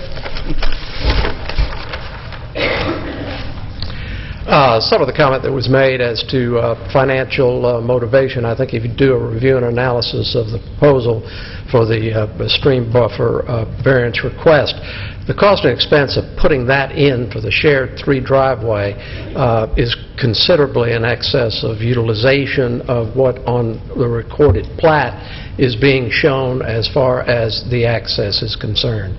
So it is not an issue of financial benefit to the applicant in order to be approved for the variance that's in front of you this evening. We go back, and I was glad to hear some of the comment that came forward a bit earlier from the Fire Marshal's Department, because by the memo that we received on the 10th, the issues of the 10% grade, the issues of the 20-foot width, the issue of the 150 feet, then to be able to, or required to provide the turnaround. Those seem to be issues that hopefully conversation and discussion will provide us with an avenue to more reasonably be able to avail ourselves of that existing easement. It was with a view towards the hardships that we are encountering, as I described to you earlier in the presentation, of those 3 items, of the grade, of the width, and of the 150 feet, in order to provide the turnaround that has caused us to file the application that you have in front of you this evening. So with that, we would respectfully request that you give consideration to those issues and those hardships as you deliberate, and would hopefully see an approval of the request that's in front of you this evening. Thank you. Thank you, sir. Any discussion by council before we entertain a motion? Do we have, Councilmember Nguyen has a question. Mr. Townsend, about the Lebanon Church, that would be part of the LDP process, am I correct, for the looking at the graves? So, don't we usually do that if there's any type of historic? Right. As part of the building permit process, there would be an engineering review permit for each individual house. Okay, and that would cover the, Yes. what the lady was talking about from the Historic Society? Yes. Okay, thank you. Any further discussion? Councilmember DiPolito. Follow-up to my earlier comments, I believe that the impact to the environment is much more significant with the proposal that's in front of us tonight than to try to go ahead and use the existing access easements. I'm in favor of the applicant just trying to make use of that 20-foot access easement, and I'd be supportive of our staff to figure out ways to help them make that work. Councilmember Orleans. Yeah, I'm in agreement to not going with the variance and stream buffer for the environmental protection. And I think, Mr. Howes, I think what we've determined is that the fire department would handle this like other driveways and would run it from Howes Road. So I don't know how that would impact the grade of the driveway and affecting your house, but I think staff can work with developing the lots as they are now.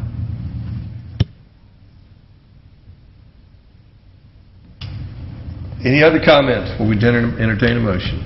Councilmember Nguyen, do we have a motion? Yes, sir. Councilmember Nguyen, let me just make one, sorry. Oh, I'm sorry.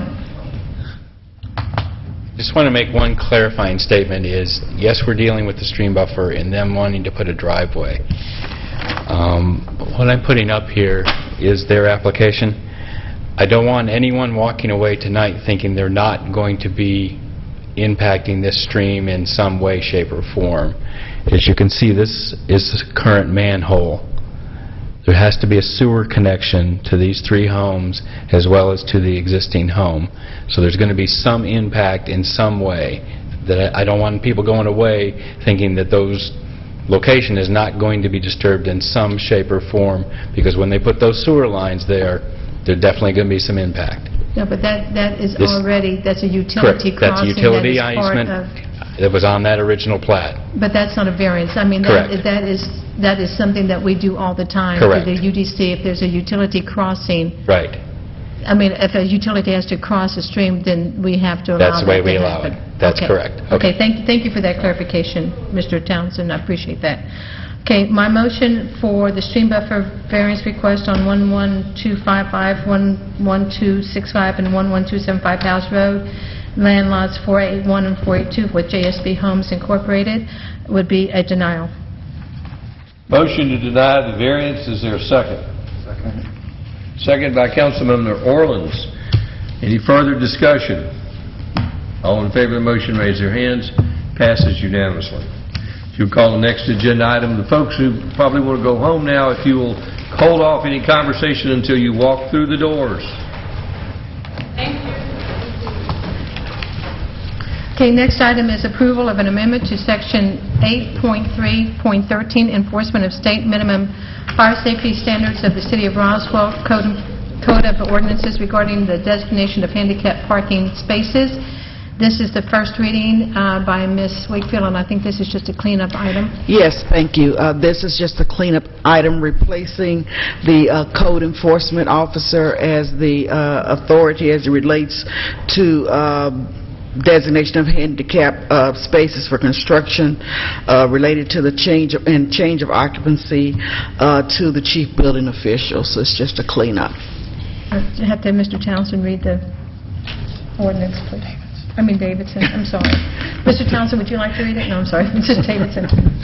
Thank you. This is an ordinance to amend Section 8.3.13, Enforcement of State Minimum Fire Safety Standards of the Code of Ordinances of the City of Roswell. Now therefore be resolved, the Mayor and Council of the City of Roswell hereby amend Chapter 8, Section 8.3.13 as follows, text of which is incorporated herein by reference, and if approved, this will be the first reading. Does council have any questions? Do we have a motion? Motion to approve first reading. Motion to approve first reading by Councilmember Wynn. Is there a second? Second by Councilmember Diamond. Does anyone in the audience have any questions or comments? Any further discussion by council? All in favor of the motion, raise their hands. Passes unanimously. This time we'll call upon liaison to the Environmental Public Works Department, Councilmember Rich DiPolito. Thank you, Mr. Mayor. This is approval of an amendment to the City of Roswell Code of Ordinances, Chapter 24, Utilities and Service, Article 24.2, Garbage and Solid Waste Disposal, and Article 24.3, Collection of Commercial Waste. I'm sorry, this is the second reading, and in place of Dan Sikowski, we have Alice Champagne. Good evening, Mayor and Council. This is the second reading. As we mentioned at the first reading, this is supplying some clarification. Not going to cover all the highlights. I believe you have the edits. We're clarifying terms throughout the ordinance. There's no changes in costs or level of service with these changes at this time. We added definitions, authorized agent and owner for commercial properties, and to collect fees from tenants. I'll take any questions. Mr. Davidson said he needs to read this ordinance. Thank you. This is an ordinance to amend Chapter 24, Utilities and Services, Article 24.2, Garbage and Solid Waste Disposal, Article 24.3, Collection of Commercial Waste of the Code of Ordinances of the City of Roswell. Now therefore, the Mayor and Council of the City of Roswell, pursuant to their authority, do hereby adopt the following amendment. Chapter 24, Utilities and Services, Article 24.2, Garbage and Solid Waste Disposal, Sections 24.2.1 through 24.2.8, and Article 24.3, Collection of Commercial Waste, Sections 24.3.1 through 24.3.6 of the Code of Ordinances are hereby amended by deleting such sections and substituting new sections 24.2.1 through 24.2.8 and 24.3.1 through 24.3.6 of the Code of Ordinances to read as follows, the text of which is incorporated herein by reference, and if approved, this will be the second reading. Does the council have any questions? Councilmember DiPolito. Thank you. Ms. Champagne, I just wanted to clarify, when someone wants to pick up an oversized item, we've changed the language so that the work order is issued after payment is received for the pickup. And just for the public's information, how would they pay for that in advance? And is that something that's a challenge for folks to do, or how would they go about asking for a work order? There's a couple ways they can call, and we take payment over the phone, or they can come here to City Hall. Okay, so they can come and write a check or use a credit card, or Yes. over the phone use Yes, a sir. credit card if they'd like to. Yes. Okay, thank you. You're welcome. Do we have a motion? Motion to approve by the second reading by Councilmember DiPolito. Is there a second? Second by Councilmember Diamond. Does anyone in the audience have any questions or comments? Any further discussion by council? All in favor of the motion, raise their hands. Passes unanimously. This time we'll hear from our city attorney. Thank you, Mayor. I just have a recommendation for closure to discuss personnel litigation and real estate. I need a motion. Motion by Councilmember Diamond, second by Councilmember Wynn. All in favor, raise their hands. We got it. Unanimous. We took that as a second.